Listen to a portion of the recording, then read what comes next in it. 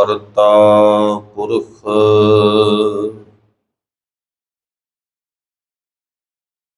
ਨਿਰਭਉ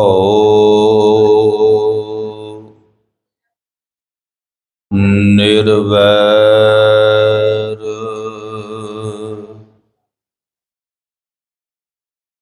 ਅਕਾਲ ਮੂਰਤ ਅਜੂਨੀ ਸੈਭੰ ਗੁਰ ਪ੍ਰਸਾਦ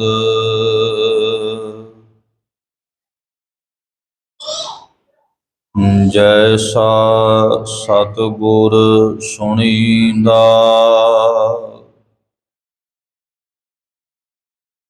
ਤੈਸੋ ਹੀ ਮੈਂ ਡੀਠ ਵਿਛੜਿਆ ਮਿਲੈ ਪ੍ਰਭੂ ਹਰ ਦਰਗਾਹ ਕਾ ਵਸੀਠ ਹਰ ਨਾਮੋ ਮੰਤਰ ਦਿਰੜਾਏਂਦਾ ਕੱਟੇ ਹਉਮੈ ਰੋਗ ਨਾਨਕ ਸਤਿਗੁਰ ਤਿਨਾ ਮਿਲਾਇਆ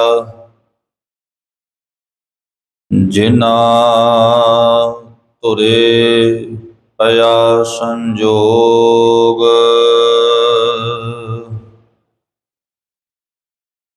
ਨਾਨਕ ਸਤਿਗੁਰ ਤਿਨਾ ਮਿਲਾਇਆ ਜਿਨਾ ਧੁਰੇ ਭਇਆ ਸੰਜੋਗ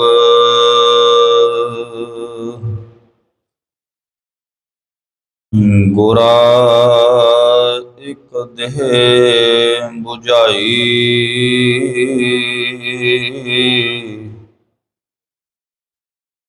ਸਭਨਾ ਜੀਆਂ ਕਾ ਇਕ ਦਾਤਾ ਸੋ ਮੈਂ ਵਿਸਰ ਨਾ ਜਾਈ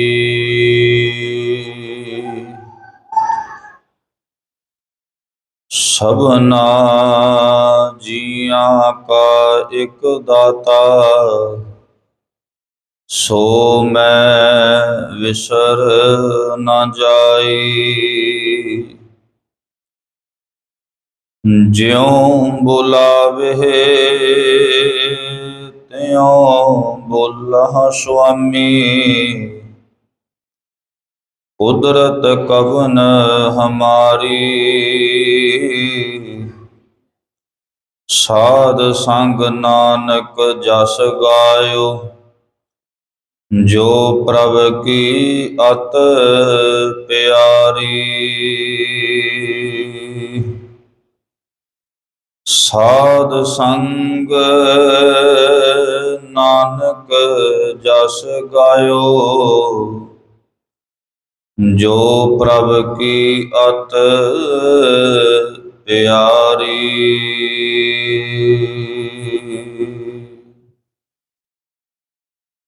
ਪਰਮ ਸਨਮਾਨਯੋਗ ਜੁਗੋ ਜੁਗ ਅਟਲ ਚਬਰ ਛਤਰ ਤਖਤ ਦੇ ਮਾਲਕ ਰਾਜਾਨ ਰਾਜ ਭਾਨਾਨ ਭਾਨ ਦੇਵਾਨ ਦੇਵ ਉਪਮਾ ਮਹਾਨ ਸਤਿਗੁਰੂ ਗੁਰੂ ਗ੍ਰੰਥ ਸਾਹਿਬ ਮਹਾਰਾਜ ਜੀ ਦੀ ਪਾਵਨ ਪਵਿੱਤਰ ਹਜ਼ੂਰੀ ਅੰਦਰ ਸ਼ੋਭਾਇਮਾਨ ਸਤਿਕਾਰਯੋਗ ਸਾਧ ਸੰਗਤ ਜੀਓ,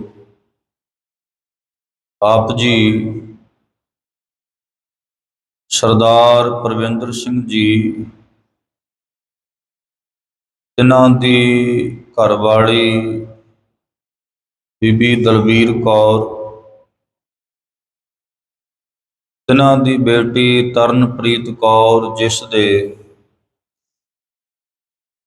ਆਨੰਦ ਕਾਰਜ ਜੋ ਕਿ 31 ਤਰੀਕ ਨੂੰ ਹੈ, ਤੇ ਅੱਜ ਆਪ ਜੀ ਗੁਰੂ ਗ੍ਰੰਥ ਸਾਹਿਬ ਮਹਾਰਾਜ ਜੀ ਦੀ ਪਾਵਨ ਹਜ਼ੂਰੀ ਅੰਦਰ ਉਸ ਪਾਵਨ ਕਾਰਜ ਨੂੰ ਸਮਝਣ ਵਾਸਤੇ ਇਹਨਾਂ ਸਮਾਗਮਾਂ ਦੀ ਹਾਜ਼ਰੀ ਭਰ ਰਹੇ ਹੋ। ਆਓ ਆਪਾਂ ਗੁਰੂ ਗ੍ਰੰਥ ਸਾਹਿਬ ਮਹਾਰਾਜ ਜੀ ਦੀ ਪਾਵਨ ਬਾਣੀ ਦੇ ਵਿੱਚੋਂ ਇਹ ਜੋ ਪਤੀ ਤੇ ਪਤਨੀ ਦਾ ਰਿਸ਼ਤਾ ਹੈ, ਜਾਂ ਸਾਡੇ ਹੋਰ ਦੁਨਿਆਵੀ ਰਿਸ਼ਤੇ ਹਨ, ਇਹਨਾਂ ਨੂੰ ਸੁਹੇਲਾ ਬਣਾਉਣ ਵਾਸਤੇ, ਸੁਖੀ ਭਰਿਆ ਬਣਾਉਣ ਵਾਸਤੇ ਕੁਝ ਗੁਰਮਤਿ ਵਿਚਾਰਾਂ ਦੀ ਸਾਂਝ ਕਰ ਸਕੀਏ। ਆਪ ਜੀ ਮਨੋਬਿਰਤੀਆਂ ਨੂੰ ਇਕਾਗਰ ਕਰਦੇ ਹੋਏ ਗੁਰਮਤਿ ਵਿਚਾਰਾਂ ਦੀ ਆਸੀਸ ਬਖਸ਼ੋ। ਗੁਰੂ ਬਖਸ਼ੀ ਫਤਿਹ ਪ੍ਰਵਾਨ ਕਰੋ ਜੀ। ਵਾਹਿਗੁਰੂ ਜੀ ਕਾ ਖਾਲਸਾ, ਵਾਹਿਗੁਰੂ ਜੀ ਕੀ ਫਤਿਹ। ਸਤਿਗੁਰੂ ਗੁਰੂ ਪਾਤਸ਼ਾਹ ਜੀ ਅਸਾਂ ਨੂੰ ਸਮਝਾਉਂਦੇ ਹਨ ਕਿ ਸਾਡੀ ਜ਼ਿੰਦਗੀ ਦੇ ਵਿੱਚ ਇਹ ਇੱਕ ਕਾਰਜ ਇਹੋ ਜਿਹਾ ਹੈ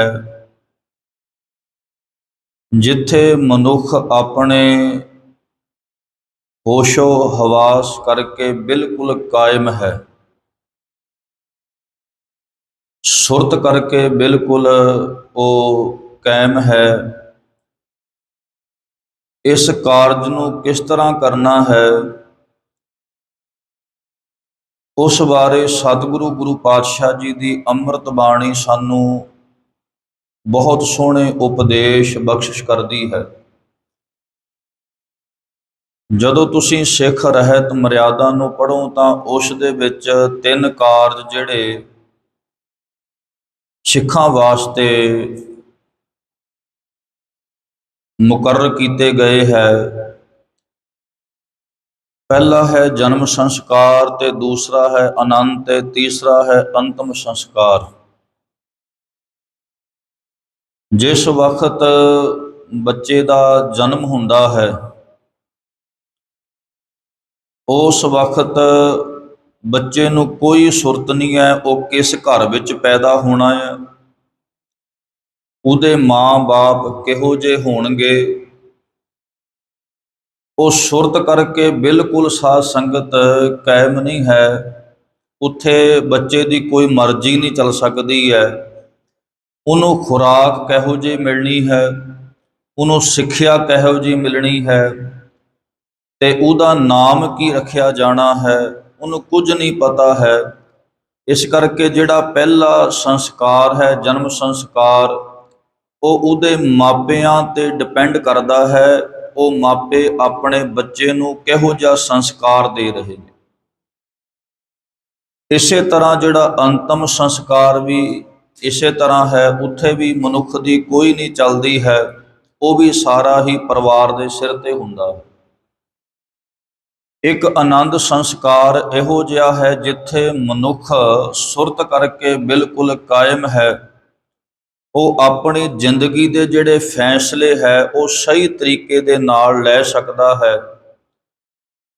ਪਰ ਆਪਾਂ ਬਹੁਤ ਵਾਰੀ ਇਹ ਗੱਲ ਸੁਣਦੇ ਹਾਂ, ਦੇਖਦੇ ਹਾਂ, ਜਦੋਂ ਵੀ ਕਿਤੇ ਪਰਿਵਾਰਾਂ ਦੇ ਵਿੱਚ ਰਿਸ਼ਤੇ ਦੀ ਗੱਲ ਚੱਲਦੀ ਹੈ, ਬੱਚੇ ਤੇ ਬੱਚੀ ਦੀ ਵਿਆਹ ਦੀ ਗੱਲ ਚੱਲਦੀ ਹੈ, ਉਸ ਵਕਤ ਹਰ ਇੱਕ ਮਨੁੱਖ ਇਹ ਗੱਲ ਸੋਚਣ ਤੇ ਮਜਬੂਰ ਹੋ ਜਾਂਦਾ ਹੈ ਕਿ ਜਿਸ ਘਰ ਵਿੱਚ ਸਾਡਾ ਰਿਸ਼ਤਾ ਹੋਣਾ ਹੈ, ਸਾਡੇ ਧੀ ਬੱਚੇ ਨੇ ਵਿਆਹਿਆ ਜਾਣਾ ਹੈ, ਉਹ ਘਰ ਪਤਾ ਨਹੀਂ ਕਿਹੋ ਜਿਹਾ ਹੈ।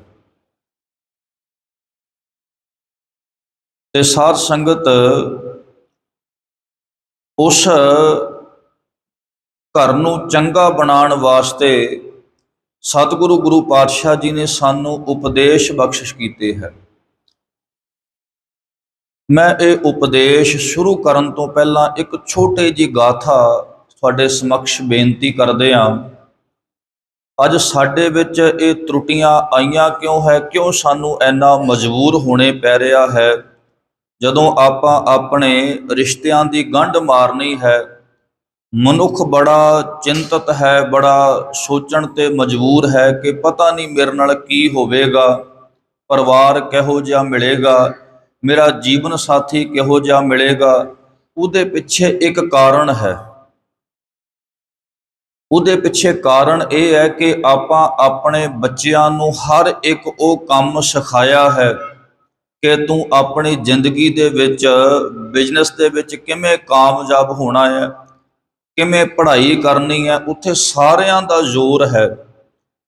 ਪਰ ਸਾਧ ਸੰਗਤ, ਜਦੋਂ ਆਨੰਦ ਕਾਰਜ ਹੁੰਦਾ ਹੈ, ਅੱਜ ਤੱਕ 100 ਦੇ ਵਿੱਚੋਂ ਇੱਕ ਅੱਧਾ ਪਰਿਵਾਰ ਇਹੋ ਜਿਹਾ ਹੋਵੇਗਾ ਜਿਨੇ ਆਪਣੇ ਬੱਚਿਆਂ ਦੇ ਆਨੰਦ ਕਾਰਜ ਤੋਂ ਪਹਿਲਾਂ ਬੱਚੇ ਤੇ ਬੱਚੀ ਨੂੰ ਸਾਧ ਸੰਗਤ ਇਹ ਸਿੱਖਿਆ ਦਿੱਤੀ ਹੋਵੇ ਕਿ ਧੀਏ, ਆਹ 4 ਲਾਵਾਂ ਤੇਰੀਆਂ ਆਨੰਦ ਕਾਰਜ ਵੇਲੇ ਪੜ੍ਹੀਆਂ ਜਾਣੀਆਂ ਹੈ। ਇਹ ਜਿਹੜੇ ਲਾਵਾਂ ਦੇ ਅਰਥ ਹੈ, ਇਹ ਤੂੰ ਬੈਠ ਕੇ ਪਹਿਲਾਂ ਪੜ੍ਹ ਲੈ, ਜਾਂ ਜਿਹੜੀ ਸਤਿਗੁਰੂ ਜੀ ਨੇ ਸਿੱਖਿਆ ਦਿੱਤੀ ਹੈ ਇਹਨੂੰ ਤੂੰ ਪੜ੍ਹ ਲੈ।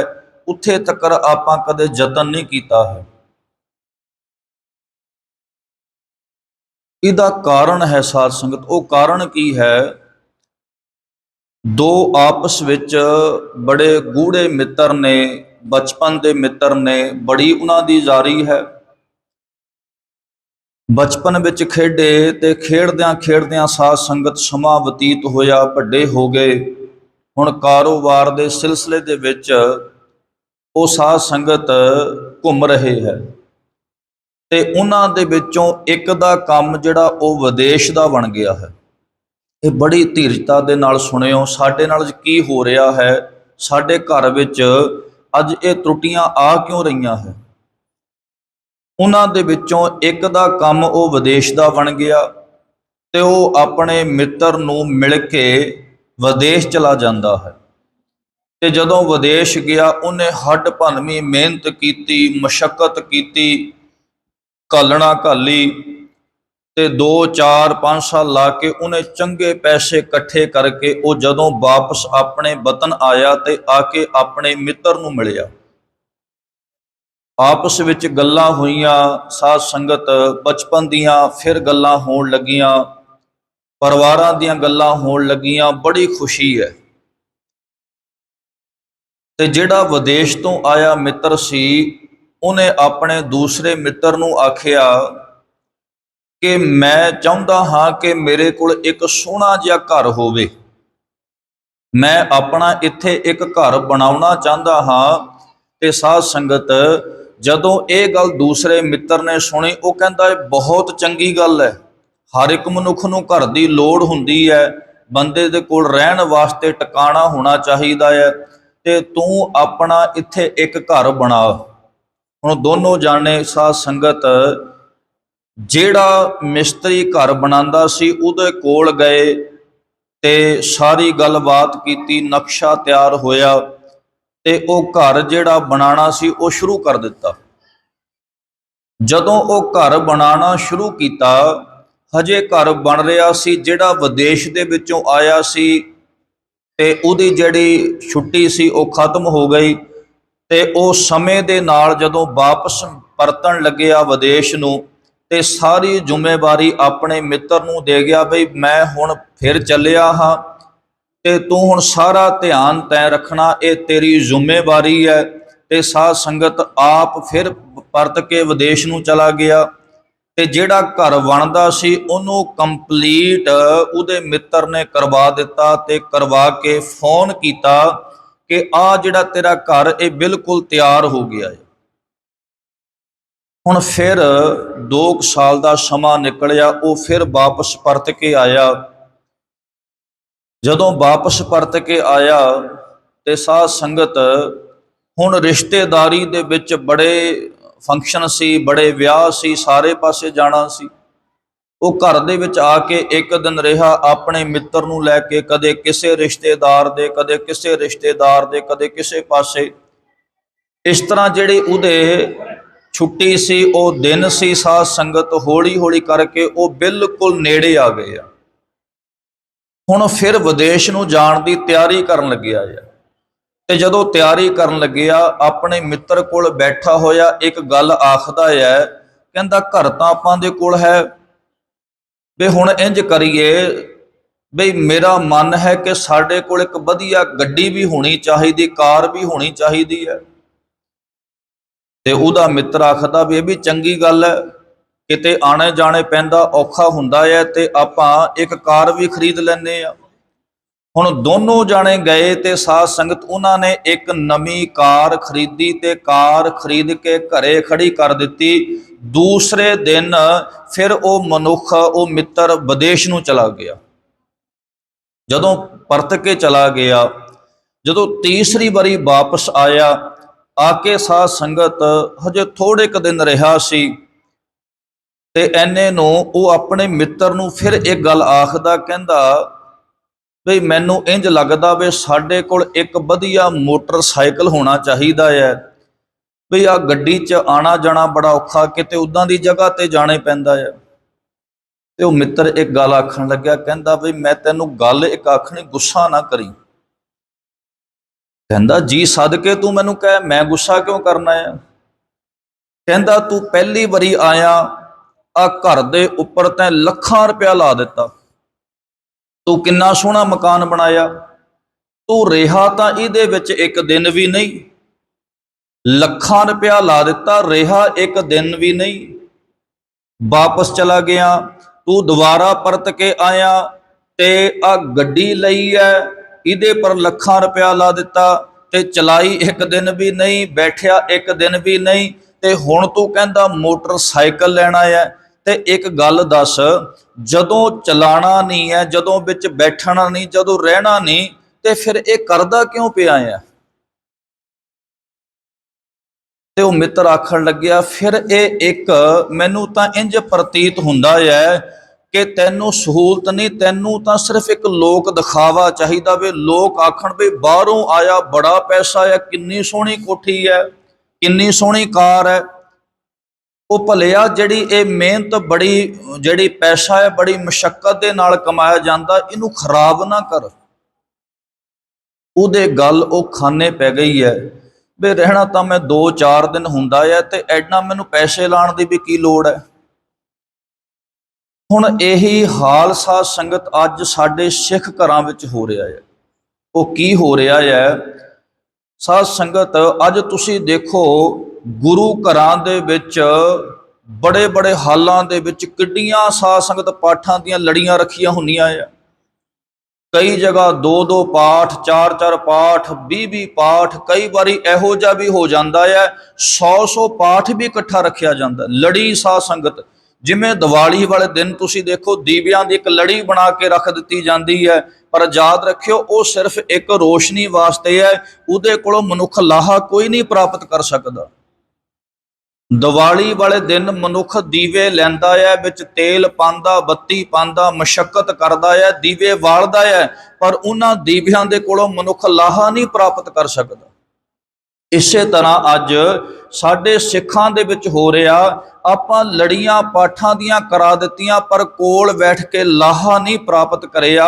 ਜੇ ਆਪਾਂ ਗੁਰੂ ਗ੍ਰੰਥ ਸਾਹਿਬ ਮਹਾਰਾਜ ਨੂੰ ਪੁੱਛਿਆ ਹੁੰਦਾ ਸੱਚੇ ਪਾਤਸ਼ਾਹ, ਤਾਂ ਮਹਾਰਾਜ ਜੀ ਸਾਨੂੰ ਬੋਲ ਕੇ ਸਮਝਾਉਂਦੇ ਹੈ ਕਿ ਗੱਲ ਸੁਣ, ਤੂੰ ਆਇਆ ਇੱਥੇ ਕਿਸ ਵਾਸਤੇ ਹੈ। ਮਹਾਰਾਜ ਜੀ ਮੈਂ ਕਿਸ ਵਾਸਤੇ ਆਇਆ ਆ, ਤੇ ਪਾਤਸ਼ਾਹ ਜੀ ਆਖਦੇ ਨੇ, ਕਹਿੰਦੇ ਆਇਓ ਸੁਣਨ ਪੜਨ ਕੋ ਬਾਣੀ। ਮਹਾਰਾਜ ਕਹਿੰਦੇ ਤੂੰ ਤਾਂ ਆਇਆ ਸੀ ਬਾਣੀ ਸੁਣਨ ਵਾਸਤੇ ਤੇ ਪੜਨ ਵਾਸਤੇ, ਨਾ ਤੈਂ ਬਾਣੀ ਨੂੰ ਸੁਣਿਆ ਤੇ ਨਾ ਬਾਣੀ ਨੂੰ ਪੜ੍ਹਿਆ, ਕੱਲਾ ਪਾਠ ਕਰਾ ਕੇ ਤੂੰ ਪਰੇ ਹੋ ਗਿਆ। ਮਹਾਰਾਜ ਕਹਿੰਦੇ ਇਦਾਂ ਘਰ ਦੇ ਵਿੱਚ ਸੁੱਖ ਨਹੀਂ ਆਣਾ ਆ।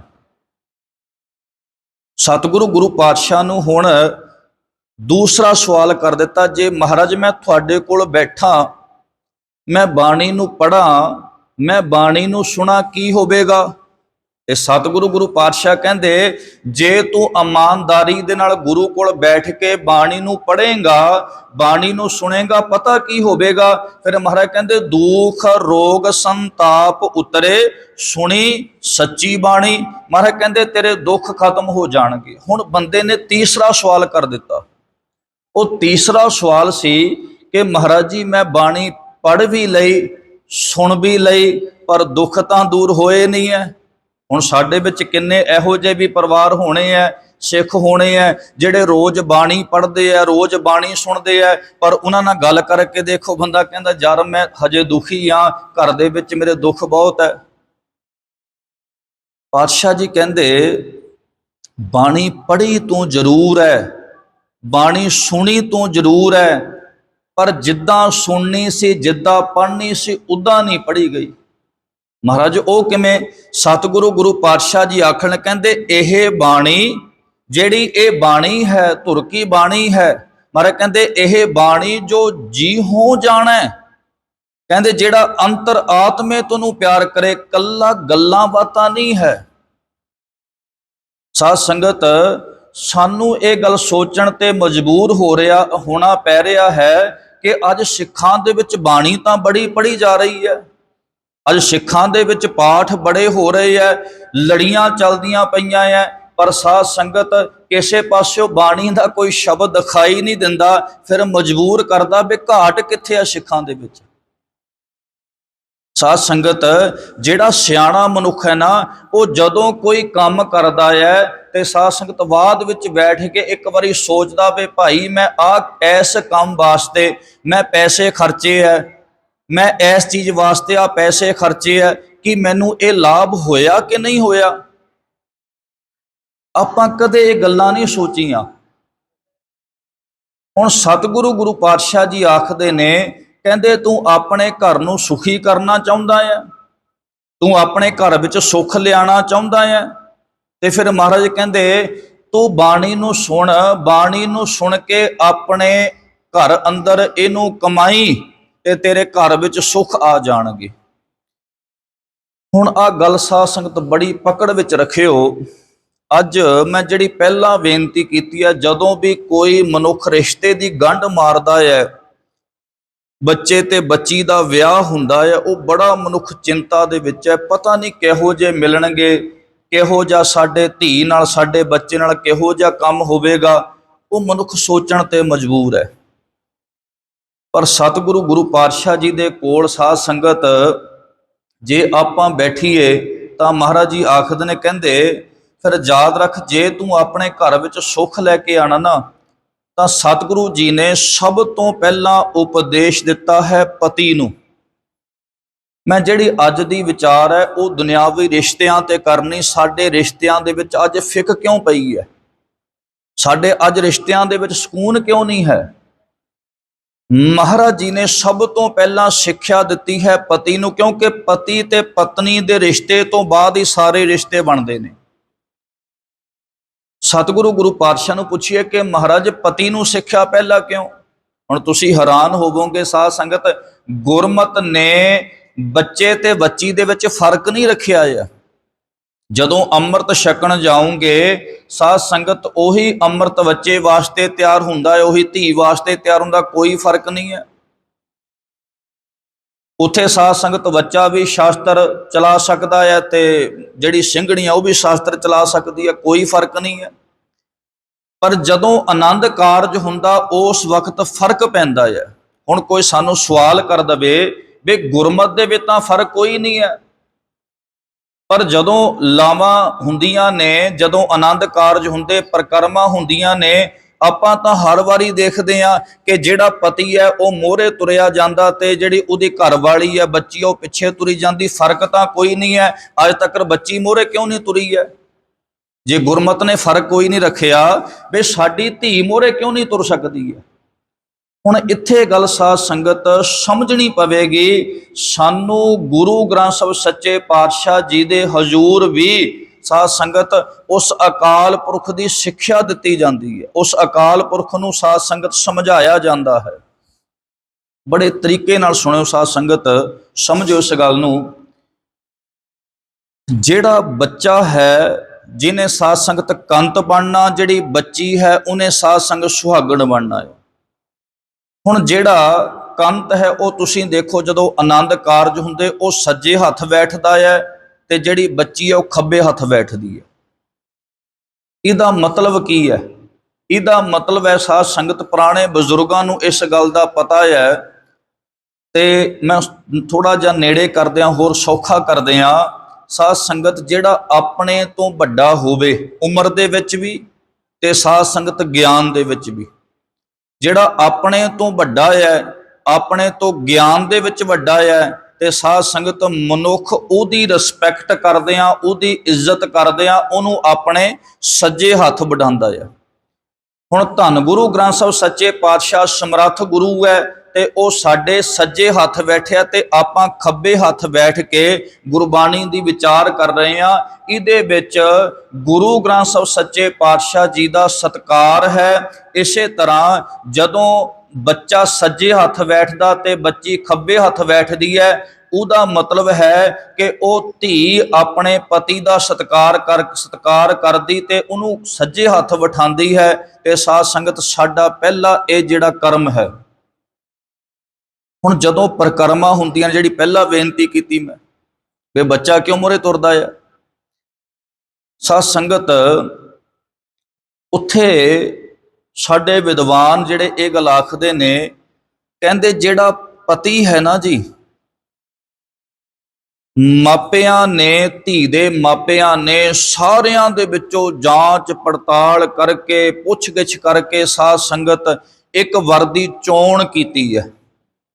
ਸਾਰਿਆਂ ਨੂੰ ਪੁੱਛਿਆ, ਸਾਰਿਆਂ ਦੇ ਨਾਲ ਵਿਚਾਰਾਂ ਹੋਈਆਂ ਤੇ ਸਾਧ ਸੰਗਤ ਇੱਕ ਯੋਗ ਵਰ ਚੁਣਿਆ ਗਿਆ ਤੇ ਚੁਣ ਕੇ ਸਾਧ ਸੰਗਤ ਉਹ ਕੀ ਆਖਦੇ ਆ ਵੀ ਅੱਜ ਤੋਂ ਮੈਂ ਆਪਣੀ ਧੀ ਦਾ ਪੱਲਾ ਤੇਰੇ ਹੱਥ ਵਿੱਚ ਫੜਾ ਦਿੱਤਾ ਹੈ। ਗੁਰੂ ਕੀ ਹਜ਼ੂਰੀ ਦੇ ਵਿੱਚ ਫੜਾਇਆ ਜਾਂਦਾ ਹੈ ਤੇ ਸਾਧ ਸੰਗਤ ਫਿਰ ਜਿਵੇਂ ਉਹ ਪਤੀ ਅੱਗੇ ਤੁਰਦਾ, ਧੀ ਸਾਧ ਸੰਗਤ ਮਗਰ ਮਗਰ ਤੁਰਦੀ ਹੈ। ਤੇ ਇਹਦਾ ਮਤਲਬ ਹੈ ਕਿ ਜਿਹਨੂੰ ਆਪਾਂ ਜੋਗ ਵਰ ਜਾਣਿਆ ਸਾਧ ਸੰਗਤ, ਉਹਦੀ ਅਗਵਾਈ ਦੇ ਵਿੱਚ ਪਤਨੀ ਤੁਰਦੀ ਹੈ। ਪਹਿਲੀ ਗੱਲ ਇਹ। ਦੂਸਰੀ ਗੱਲ ਸਾਧ ਸੰਗਤ, ਹੁਣ ਆਪਾਂ ਸਾਰਿਆਂ ਦਾ ਪਤੀ ਕੌਣ ਹੈ? ਆਪਾਂ ਸਾਰਿਆਂ ਦਾ ਪਤੀ ਹੈ ਅਕਾਲ ਪੁਰਖ ਵਾਹਿਗੁਰੂ ਤੇ ਆਪਾਂ ਸਾਰੀਆਂ ਸਾਧ ਸੰਗਤ ਉਸ ਅਕਾਲ ਪੁਰਖ ਦੀਆਂ ਇਸਤਰੀਆਂ ਹਾਂ। ਸਤਿਗੁਰੂ ਗੁਰੂ ਗ੍ਰੰਥ ਸਾਹਿਬ ਸੱਚੇ ਪਾਤਸ਼ਾਹ ਆਖਦੇ ਨੇ, ਕਹਿੰਦੇ ਇਸ ਜਗ ਮਹਿ ਪੁਰਖ ਏਕ ਹੈ, ਹੋਰ ਸਗਲੀ ਨਾਰ ਸਵਾਈ। ਕਹਿੰਦੇ ਇੱਕ ਅਕਾਲ ਪੁਰਖ ਵਾਹਿਗੁਰੂ ਹੈ, ਬਾਕੀ ਸਾਰੀਆਂ ਆਪਾਂ ਉਸ ਦੀਆਂ ਨਾਰੀਆਂ ਹਾਂ।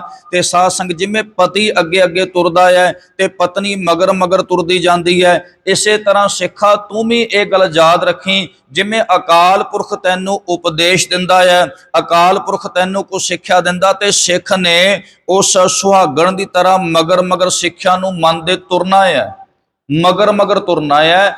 ਤੇ ਆਪਾਂ ਅੱਜ ਕੀ ਕਰ ਰਹੇ ਹਾਂ? ਗੁਰੂ ਗ੍ਰੰਥ ਸਾਹਿਬ ਸਾਨੂੰ ਸਿੱਖਿਆ ਕੁਝ ਦੇ ਰਹੇ ਆ ਤੇ ਆਪਾਂ ਬਾਗੀ ਹੋ ਕੇ ਕਰਦੇ ਕੁਝ ਹੋਰ ਪਏ ਆ।